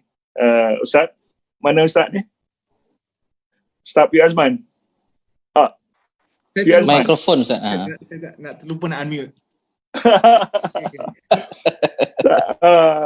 Soalan saya pada masa ni pada Piyu Azman ialah untuk you punya share, Piyu Azman, kita nakkan you jawab soalan yang saya bagi kepada Datuk Seri tadi mengenai cara kita untuk menggunakan keywords dalam social media ini untuk mempengaruhi pemikiran orang Melayu supaya jangan sangat terpengaruh dengan keywords yang dilontarkan oleh daripada media sosial barat. Jadi secara langsung maksudnya kita mesti mengadakan penyelidikan kita sendiri. Macam saya ingat Piyu Azman ada membuat penyelidikan supaya keywords atau caption yang digunakan untuk disebut dalam media sosial ni dapat attention ataupun fokus daripada pengikut-pengikut you. Boleh you komen sikit pasal hal ni? Okey, Datuk. Dia sebenarnya dalam kepala ni saya nak susun balik kan. Tapi saya bagi satu contoh lah. Saya bagi satu contoh. Nanti saya akan combinekan balik macam dari sudut Ustaz Izmir sendiri, dia banyak mengajar di masjid ataupun di surau. Selain daripada dia pun dalam entertainment pun dia ada juga. Tapi saya nak sebutkan pasal surau dan masjid. Adakah kita melihat bahawa surau dan masjid ini seolah-olah jauh jaraknya daripada teknologi seperti media sosial ini? Sebenarnya tak, tapi maknanya ada hubung kait kemudian dengan apa yang teori yang disebutkan oleh Datuk Seri Mahadi tadi. Saya ambil contoh Prof. Kalau Prof tengok kita katakan challenge yang macam mana Pak? Datuk Prof tahu kan tentang challenge tu? Challenge yang buat video-video yang tertentu. Benda ni banyak daripada barat. Contohnya barat dia akan mulakan satu challenge makan Maggi ataupun mi pedas. Kemudian kita akan ikut. Kemudian challenge yang berbentuk simbol-simbol, challenge agak teruk mungkin suami isteri buat orang tunjukkan kemesraan di media sosial mungkin kita. So challenge tu kalau diorang yang bersifat negatif, mungkin ada di kalangan warga media sosial akan kritik ataupun maki balik. Kritik ataupun maki balik challenge. Okey? Kalau pendekatan saya tak maki. Saya tak akan sentuh, saya tak akan sebut challenge ni. Saya ambil challenge tu balik, kemudian saya pergi tukar kepada unsur positif dengan menggunakan challenge yang sama. Konsep yang sama tapi unsur negatif. Saya bagi contoh, ada dulu satu challenge yang buat jari macam ni. Saya tak ingat kalau Ustaz perasan, kalau Datuk Si perasan, ada challenge buat jari macam ni lah. Dah viral.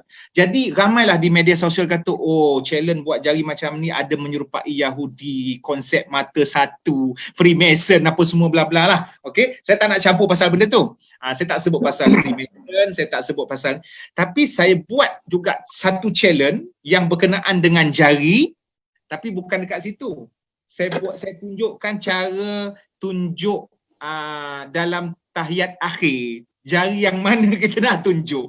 Tahrikul yad, iaitu pergerakan jari dalam tahiyat akhir. So dia berkenaan dengan jari jugalah. Kalau challenge daripada barat tu berkenaan dengan jari, tak tahulah betul ke tidak orang kata itu Yahudi ke anak syaitan ke apalah dengan depa, tapi maknanya saya nak buat satu suasana positif. Nah, sekarang ni saya perkenalkan satu challenge berkenaan dengan jari, bagaimana pergerakan dan jari yang mana nak ditunjuk dalam tahiyat akhir. Selesai. Maknanya tak ada unsur caci maki. Tetapi at the same time, saya tidak menafikan kalau ada pendakwah yang tegas, kemudian menghuraikan dari sudut sejarah Freemason, itu bahagian masing-masing. Sebab tu saya katakan dalam empire dakwah ni kena ada ustaz yang garang, yang bertempik, kemudian yang humor, kemudian yang bernasyid, kemudian yang jenis yang serius. Sebab masing-masing ada crowd masing-masing. Saya tak boleh menafikan sumbangan pendakwah-pendakwah yang lain. Sebab masing-masing akan sentiasa, saya ada kekurangan yang banyak dalam media sosial. Jadi akhirnya ustaz yang ni, sebab saya pun yang kedua, ini baru masuk isi yang kedua. Saya menggunakan Instagram saya pesan banyak kali sebab dia orang mana yang crowd saya sudah faham mulut saya suka membebel ni, saya akan kata, engkau jangan mengharapkan Instagram 100%. Sebab Cik Man yakin dekat tempat masing-masing, taman masing-masing, kampung masing-masing mesti ada surau, mesti ada masjid. Lepas tu tok-tok imam apa semua tu mesti ada buat jadual pengajian surau.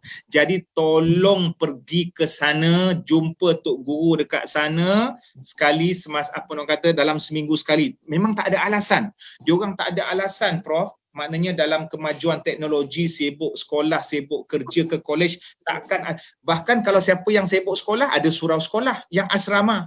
Kemudian siapa yang sibuk college, ada surau college. Jadi maknanya semaju mana pun masjid dan surau ataupun penyampaian ilmu secara tradisi sebagaimana yang Ustaz Ismail sebut tidak boleh dipinggirkan. Bahkan dalam prioriti itu mesti letak nombor 1. Yang YouTube, yang Instagram ni, benda ni sebagai orang kata sebagai penambah. Maknanya dekat rumah, bila dah balik daripada kuliah ustaz dekat surau tu, okey buka balik YouTube. Kalau ada ustaz tu, ataupun kalau ada ahli bisnes tu, kalau ada penceramah-penceramah tu, buka YouTube. And then apa yang tak faham, sebab mungkin dekat media sosial kita tak boleh berkomunikasi secara direct, kecuali kalau kita buat video call, ataupun IG live, ataupun DM IG yang ada live Facebook semua. Tapi benda tu bersifat orang kata kita dengar, habis kat situ. Jadi kena buat satu nota, bila pergi mana-mana pengajian yang face to face, kena tanya. So ini gabungan antara tradisional dengan moden yang saya nampak mesti menjadikan media sosial ini sebagai salah satu medium untuk memasjidkan mereka kembali. Jadi itu yang saya buat melalui media sosial. Walaupun sebenarnya saya tak boleh nak catch up semua sebab ada di antara audiens yang mungkin tak sesuai dengan cara saya, maka saya menjadikan Instagram saya sebagai memperkenalkan senarai ustaz-ustaz ataupun mana IG, Facebook yang korang patut lebih pergi dan seumpamanya mengikut bidang yang masing-masing nak ambil. Ini bidang bisnes, yang ni pula bidang perkaunan, yang ni pula bidang bab motor, kereta, yang ni pula bidang agama, yang tauhidnya, yang fiqahnya, yang hadis dan yang sewaktu dengannya. Jadi saya rasa saya sampaikan satu masa saya menganggap IG saya bukan hak milik peribadi saya lagi. Bahkan benda tu salah satu daripada media sosial sebagai satu booster untuk saya memperkenalkan nilai-nilai yang baik lah, mana yang diorang boleh ambil daripada saya. Memang tak dinafikan sebagaimana yang Datuk Seri Mahdi sebut tadi, dekat media sosial ni kita kena bangkitkan semangat membaca daripada followers. Kalau diorang bergantung tajuk, memang lok-lak begininya. Contoh tajuk selalu clickbait. Clickbait yang kita sebut dalam industri, tajuk akhbar mesti kena orang kata bombastik. Bahkan kadang-kadang tajuk tu tak kena. Siapa yang baca tajuk, siaplah dekat ruangan komen memang diorang membawang. Sebab tu kadang-kadang ada dekat ruangan komen, weh jangan baca tajuk, weh buka dulu, salah faham. Contohlah, minta maaf Prof, saya bagi contoh. Okey, Prof berpegangan tangan dengan ex tunang Prof. Prof, macam mana pula Prof boleh pegang tangan, isteri dia tak marah ke? Ex tunang tu maknanya dulu sekarang ni dah jadi bini dah. Itu tajuknya. Tajuk dia memang betul tapi dia ada pergi kona-kona. Jadi itu yang beberapa video yang saya pernah buat dulu berbentuk yang tajuk yang gila-gila macam tu. Tapi disebabkan saya buat video, jadi dia orang pandang tajuk dekat tepi, sambil-sambil tu dia orang dengar saya punya huraian. Tapi kalau macam blog-blog ataupun akhbar-akhbar sekarang ni, banyak yang jenis-jenis macam tu yang menuntut masyarakat supaya buka link tu dan baca. Maka itu satu lagi tanggungjawab yang besar yang saya rasa daripada influencer ataupun daripada ustaz pendakwah semualah dari semua bidang, supaya bagaimana nak menggalakkan ataupun nak menyuruh di kalangan masyarakat kita supaya menjadi masyarakat yang membaca. Itu salah satu daripada tipsnya supaya kita dapat menggunakan media sosial dengan cara yang baik. Wallahualam. Terima kasih Ustaz Azman, P. Azman. Saya rasa amat menarik dan mendekati hati penonton-penonton kita. Saya rasa semua yang dikomen oleh Datuk Seri Ustaz dan juga P. Azman. Kita nak beralih kepada Ustaz Ismail, orang muda yang termuda di kalangan kita, saya jangka. Jadi saya ingin bertanya kepada Ustaz dari segi perasaan dia lah untuk share, dan sebab dia mempunyai pengalaman berceramah di dalam mendakwah dalam masjid ini. Sebab kita tengok kalau di masjid-masjid ini kehadiran kaum pemuda, orang muda agak berkurangan untuk menghadiri majlis-majlis. Kalau dia buat secara live ataupun secara Facebook live, mungkin ramai yang datang. Dan kalau banyak dari segi benda-benda yang tidak berapa serius, ramai yang hadir. Sedangkan kita ada dua aspek dari segi dakwah yang kita perlu ada. Pertamanya dari segi hukum hakam. Ini memang kita kena serah kepada Majlis Agama Islam dan juga Jabatan Agama Islam melalui imam-imam di masjid. Tetapi dari segi pendakwahnya, pendakwah yang seperti P. Azman sebut tadi, ialah sharing ataupun secara hikmah. Jadi saya rasa media sosial ni lebih kepada untuk mendakwah atau sharing ilmu dan juga tradisi-tradisi agama Islam ini terhadap kaum. Dan dari segi hukum hakam tu kita biarkan kepada imam atau Jabatan Agama Islam yang menentukan. Sebab itu amat spesifik dan amat tegas, sudah jelas. Jadi saya ingin tanya Ustaz Ismail kita, cara sosial media ni lebih kita menyeru. Saya ingin bertanya sama ada dapatkah sosial media kita menyeru orang-orang muda supaya lebih ramai menghadiri majlis-majlis ilmu, sama ada live ataupun di masjid sendiri. Itu saya nak Ustaz komen sedikit lah dari segi pengalaman orang muda yang bergaul di kalangan orang muda. Saya tak tahulah perkara itu sekarang macam mana. Silakan.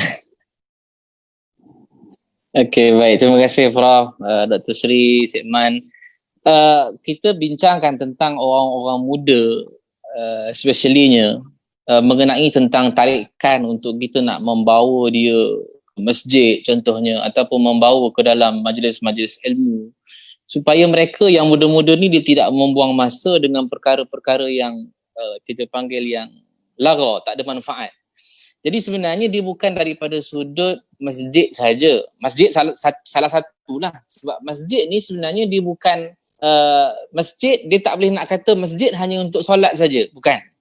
Masjid ni dia adalah pusat yang banyak benda yang kita boleh buat. Sebab tu kalau kita tengok daripada sirah Nabi sendiri, dalam masjid tu pun banyak perkara yang Nabi buat. Antaranya Nabi bawa Aisyah radhiyallahu anha duduk dalam masjid, tengok orang main pedang. Bermaksud di dalam masjid tidaklah hanya difokuskan untuk solat saja semata-mata.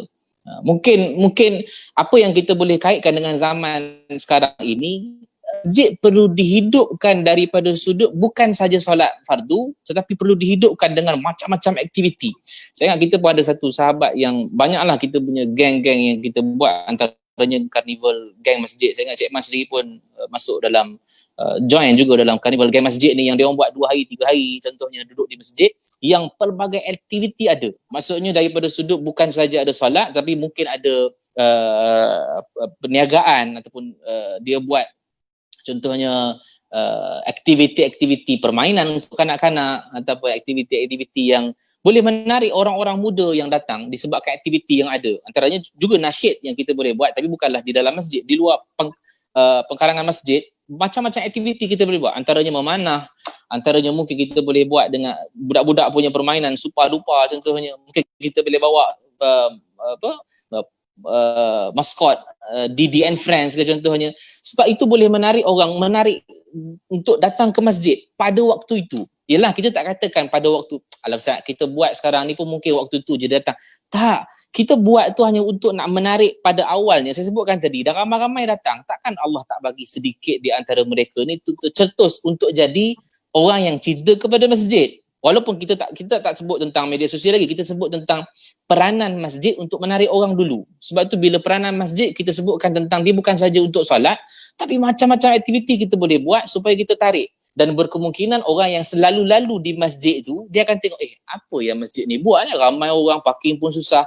Sampai satu tahap dia ada terasa, aku nak pergi masjid lah, nak try tengok apa yang ada. Mungkin waktu itu hidayah.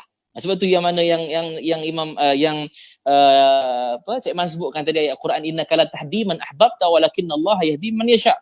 Yang mana Allah sebutkan kita ni tak mampu untuk memberikan hidayah kepada siapa-siapa yang kita sukai, ataupun ayat ni lebih fokus kepada Nabi lah, sebab tentang Abu Talib, pakcik Nabi sendiri yang nak meninggal dunia tapi tak diberi hidayah, sehingga Allah tegur Nabi, innaka la tahdi man ahbabta, engkau wahai Muhammad tak mampu untuk memberikan hidayah kepada sesiapa yang kau sukai, walakinnallaha yahdi man yasha, tetapi Allah yang mampu memberikan hidayah kepada sesiapa yang dikehendaki. Cuma tugas kita hanya untuk berdakwah, yang bagi hidayah ialah Allah. Kita cuba masjid buat aktiviti. Orang tak nak datang, Allah punya kuasa, Allah punya hidayah. Saya dah buat dah Ustaz, contohnya 4 tahun 5 tahun dah buat, tapi tak datang-datang juga orang. Allah punya kuasa. Yang pasti Allah akan tanya, kau buat tak dakwah ni? Buat. Kita tengok Nabi Nuh alaihi salam antara contohnya. Nabi Nuh alaihi salam dakwah 950 tahun. Tapi yang ikut Nabi Nuh alaihi salam, riwayat kata Ibnu Abbas, tak sampai 70 orang. Padahal ratusan tahun berdakwah. Tapi adakah Allah tengok daripada sudut kuantitinya? Tidak. Allah tengok daripada sudut kau buat dakwah ataupun tidak. Sebab tu masjid saya sebutkan tadi peranan yang sangat penting untuk kita nak buat sesuatu, mencetuskan supaya orang ingin seronok pergi ke masjid. Apatah lagi juga kalau kita sebutkan tentang media sosial, antaranya orang-orang muda lah, Facebook, Instagram, yang suka tengok dekat Facebook dia, tengok dekat Instagram dia apa yang ada, maklumat terbaru apa yang ada. Jadi daripada situ juga kita kena masukkan promotion, bukan promotion perniagaan lah, maksudnya dalam keadaan kita nak buatkan satu mungkin tarikan daripada caption sendiri yang Cik Man sebutkan ataupun Datuk Seri sebutkan. Daripada sudut caption awal tu sendiri pun kita dapat tengok, mungkin dia baca daripada sudut dakwah lah, kita sebutkan pergi ke masjid dapat pahala sekian. Walaupun tu hanya caption sikit saja. Dan nanti dia akan, apa yang sampai pahala banyak sangat ni, dia akan cuba cari itu daripada sudut media sosial. Maknanya dia akan cuba cari macam mana boleh dapat pahala punya banyak. Takkan tak sama sembahyang di rumah dengan sembahyang di masjid. Mungkin dia tak tahu. Kita tak boleh expect orang yang di luar masjid ni semuanya tahu tentang agama. Ada kadang-kadang mereka tak faham tentang agama. Kadang-kadang mereka juga tak faham tentang halal dan haram. Datuk Prof Cik Man sendiri, kadang-kadang kita ada jumpa macam-macam. Saya sendiri pun kita bertemu dengan orang-orang yang muda-muda. Saya pun muda kan, nak cakap muda pun tak boleh juga pasal saya muda. Jadi maknanya generasi saya ni lah, kita temu kadang-kadang ada orang yang dia tak faham tentang agama. Kita cerita bab semayang, kadang-kadang dia tak tahu niat tentang semayang ni macam mana. Ada yang kata niat waktu kita berdiri itulah niat. Bermaksud ada orang yang masih lagi tak faham tentang ni. Sebab tu kita tak boleh expect orang yang di luar sana semua faham dengan agama. Kita mungkin faham sebab kita dah dalami. Tapi dulu mungkin sebelum kita belajar agama, kita sendiri pun mungkin tak tahu benda tu. Jadi bukanlah maksudnya bila kita tengok orang yang tak tahu di luar sana, kita terus hantam dia, caci maki dia. Gunakan dakwah seperti mana yang Cik Man sebutkan ayat tadi, ud'u ila sabil rabbika bil hikmah. Seru orang kepada Tuhan, panggil orang kepada Tuhan menggunakan hikmah, ini kebijaksanaan. Macam mana caranya? Mungkin kita nak serukan dengan orang yang muda contohnya. Kita kena selam dia, tengok masukkan dalam kehidupan dia. Dan saya ingat ada satu Prof boleh saya relatekan satu kisah untuk nak bagi gambaran tentang dakwah ni. Ada satu kisah yang diceritakan bila mana ada seorang yang anak muda, dia ni nakal, dia sebut nakal kan. nakal, macam-macam dia buat dengan dosanya, dengan maksiat mencurinya, maki hamonnya, apa saja kejahatan dia buat.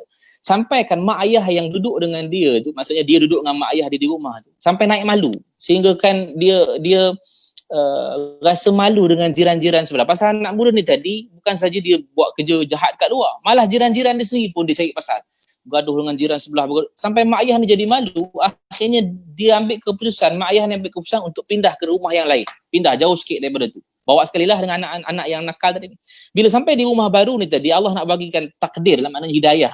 Dia duduk dan berpindah di sebelah rumahnya adalah seorang imam yang bukan kategori umur yang berusia lah, imamnya muda, bukan sebaya tapi lebih tua sikit daripada anak yang nakal tadi.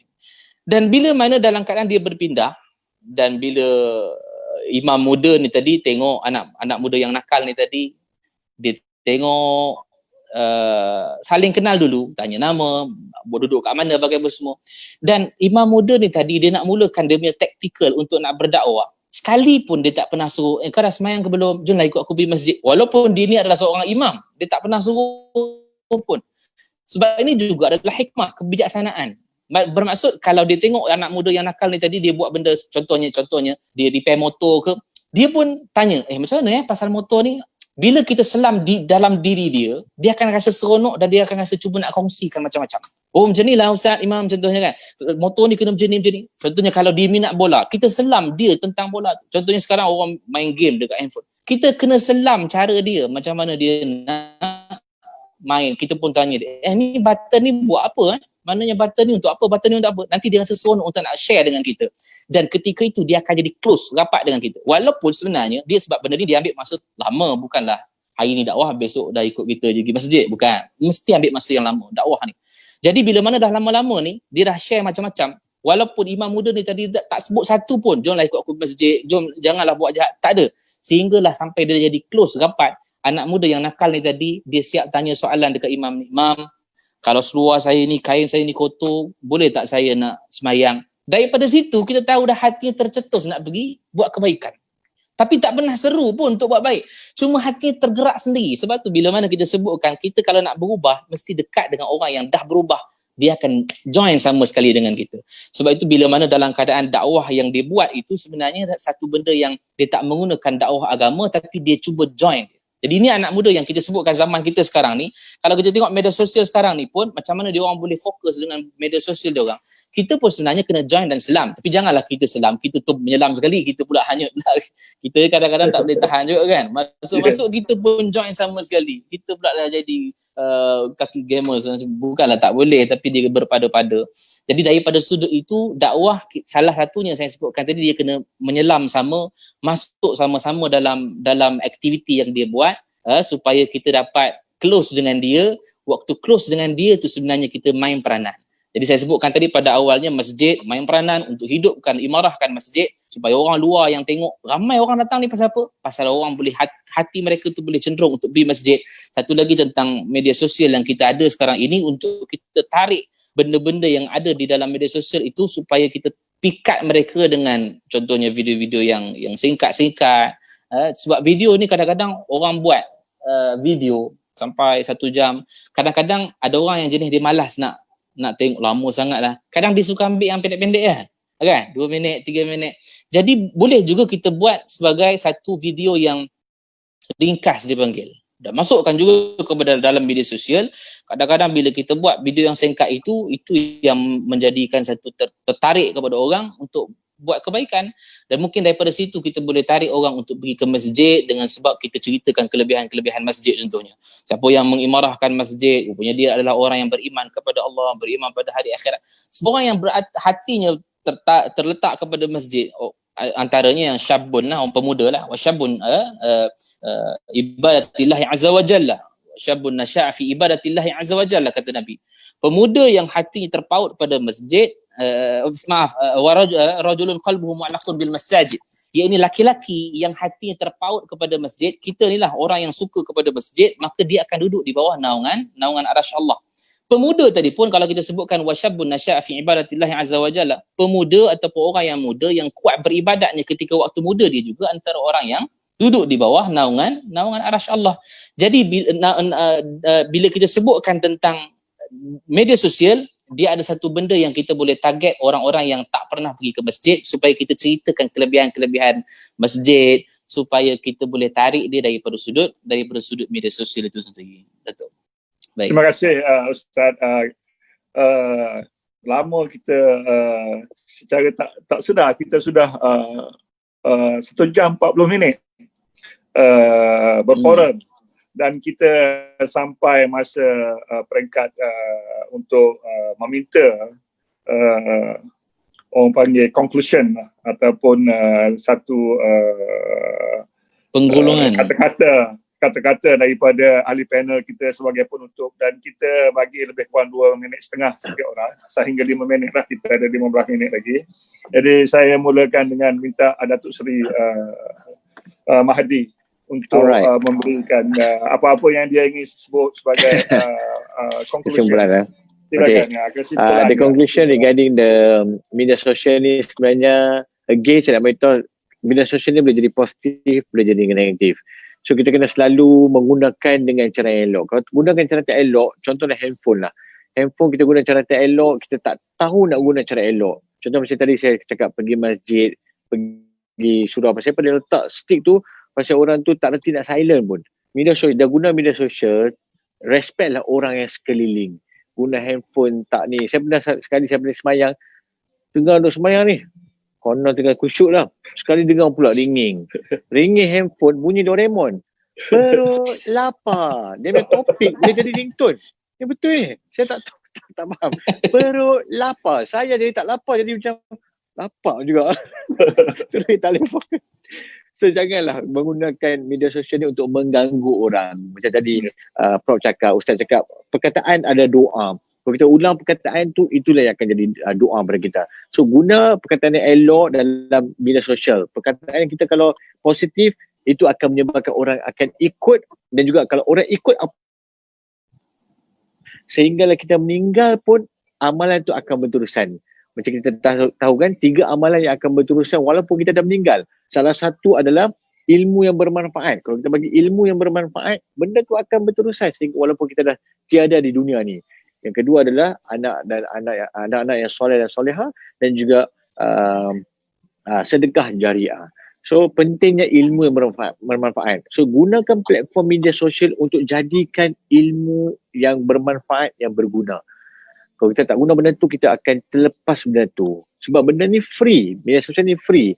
Sekarang pun government bagi, boleh menggunakan data percuma sampai hujung tahun lah, itu ini. So macam-macam government letak. So guna benda ni, great. Kalau kita pergi mana-mana restoran ke, ada wifi. So sebenarnya media nak menggunakan internet mudah. Dulu mungkinlah mahal, setengah orang tak mampu, susah dapat, nak pergi kampung-kampung tak ada. Sekarang ni saya rasa almost everywhere dah. Benda pertama kalau kita pergi, selalunya kalau kita pergi luar negara, kalau kita pergi restoran, benda pertama kita minta apa? Bukan menu, wifi password. Wifi password. So kita tahu pentingnya benda tu. Okey, tak apa, pentingnya bagus, tapi gunalah kepentingan tu dengan cara kebaikan. Semoga media sosial tu jadi kita punya platform asbab untuk masuk syurga tertinggi tanpa azab dan juga tanpa hisab, insya-Allah. Wallahu a'lam. Silakan pada terima kasih Datuk Seri, satu konklusi yang baik dan diharapnya dapat didengar oleh semua penonton kita hari ini. Kita minta P. Azman pula untuk beri konklusi dia, kesimpulannya pada hari ini untuk pengikut-pengikutnya dan juga pendengar-pendengar kita sekalian. Silakan.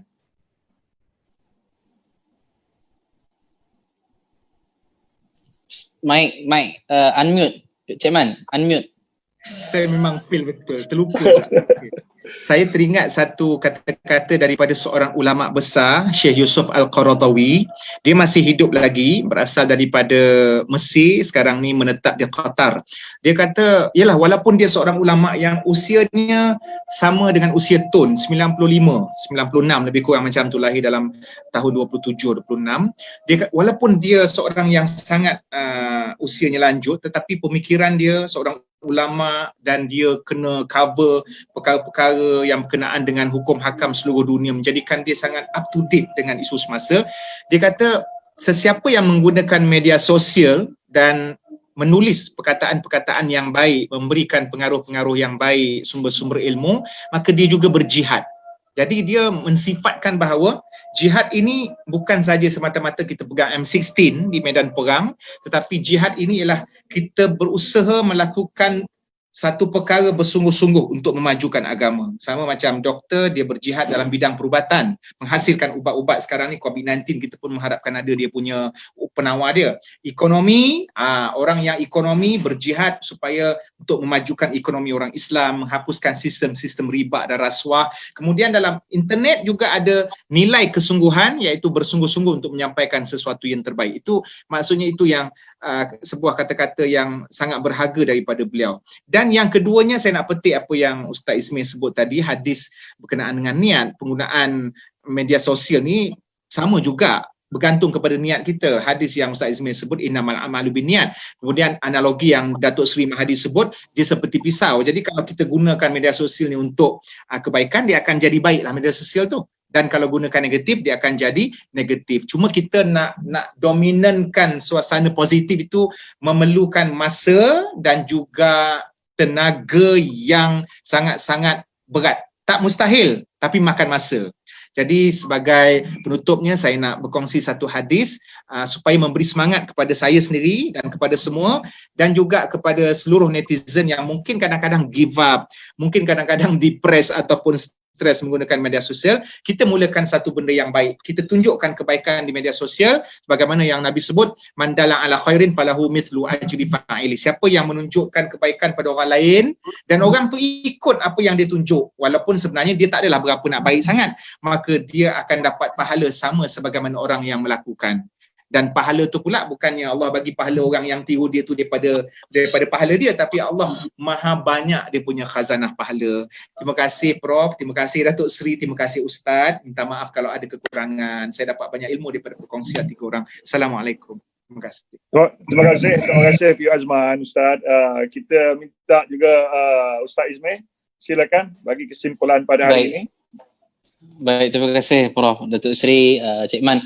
Saya ingat yang terakhir saya lah yang penutupnya. Saya ingat sikit saja saya nak tambah untuk conclusion ataupun penutup. Kita kena tahu bahawa kita hidup dalam muka bumi ni tak lama, sekejap sangat. Bermaksud kalau kita tengok daripada hadis Nabi, Nabi sebutkan a'maru ummati baina 60 wa 70.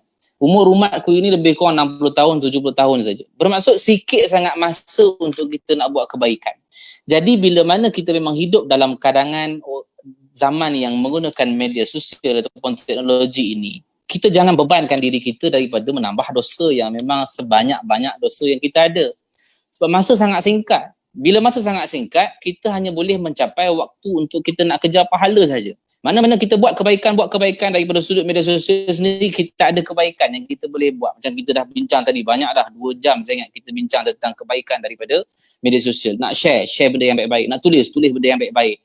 Kita nak kongsikan benda-benda yang boleh mendatangkan pahala sebab kita boleh dapat pahala. Tapi kalau datang dengan niat yang kita nak buat kejahatan, saya ingat ini kena stop dahulu, dan ini semua berbalik-balik kepada hati.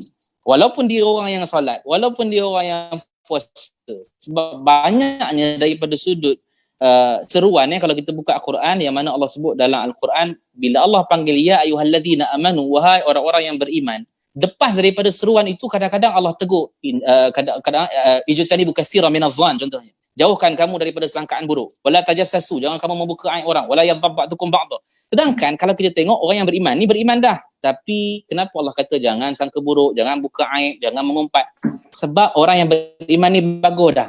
Dia solat, dia puasa, dia sedekah, dia bayar zakat, dia baca Quran. Cuma dia ada sedikit masalah dalam hati. Dia tak ada akhlak yang baik. Jadi saya ingat bila mana kita sebutkan tentang penutup ni, kita bagus dah, cuma sikit saja masalah. Kalau media sosial ini membebankan kita daripada sudut kita nak sebarkan dakwah, kita slowkan dia punya penggunaan. Bukan tak boleh pakai, bukan jangan pakai langsung. Pakai pasal yang perlu kita mulakan dahulu daripada sudut yang ada dekat dengan kita. Keluarga kita, mak ayah kita, adik-beradik kita, pasangan kita, anak-anak kita. Sebab itu metod ataupun kaedah dakwah yang Nabi buat semasa 3 tahun yang awal berdakwah. Sebab tu dalam sirah ada 3 tahun berdakwah secara senyap, 10 tahun berdakwah secara maksudnya selepas daripada 3 tahun tu dah berdakwah secara terang-terangan. Bermaksud yang awal ni 3 tahun ini cari yang keliling kita dulu untuk kita nak seru kebaikan, baru sebarkan dakwah secara meluas daripada dua. Yang ini dahulu supaya kita boleh grab pahala-pahala dan kebaikan-kebaikan yang kita boleh buat, khususnya dalam sudut media sosial ataupun teknologi yang kita pakai. Wallahu alam. Terima kasih atas jemputan Prof, juga Majlis Dakwah sendiri, Datuk Seri, Cik Man. Moga-moga bermanfaat dan maaf kiranya ada salah silap, mohon teguran. InsyaAllah. Assalamualaikum. Waalaikumsalam. Alhamdulillah, syukur kerana taufik dan hidayah Allah SWT, maka kita hari ini saya kira berjaya menyempurnakan tugas dia. Saya sebagai moderator dan para ahli-ahli panel kita telah berjaya menyempurnakan. Mudah-mudahan perkara ini membawa rahmat dan nikmat kepada semua pendengar dan juga pada diri kita sendiri. Sebelum berakhir, saya sekali lagi ingin mengucapkan berbanyak-banyak terima kasih kepada ahli panel kita, iaitu yang pertama Datuk Seri Mahadi Badruzzaman dan Piyu Azman dan juga Ustaz Izmir. Saya bersyukur dan mudah-mudahan Allah memberi barakah dan juga niat yang baik seterusnya untuk kita meneruskan hidup kita di dunia ini, insya-Allah. Sekian Forest Dialog kali ini dan terima kasih. Assalamualaikum warahmatullahi wabarakatuh. Waalaikumsalam warahmatullahi wabarakatuh. Terima kasih semua.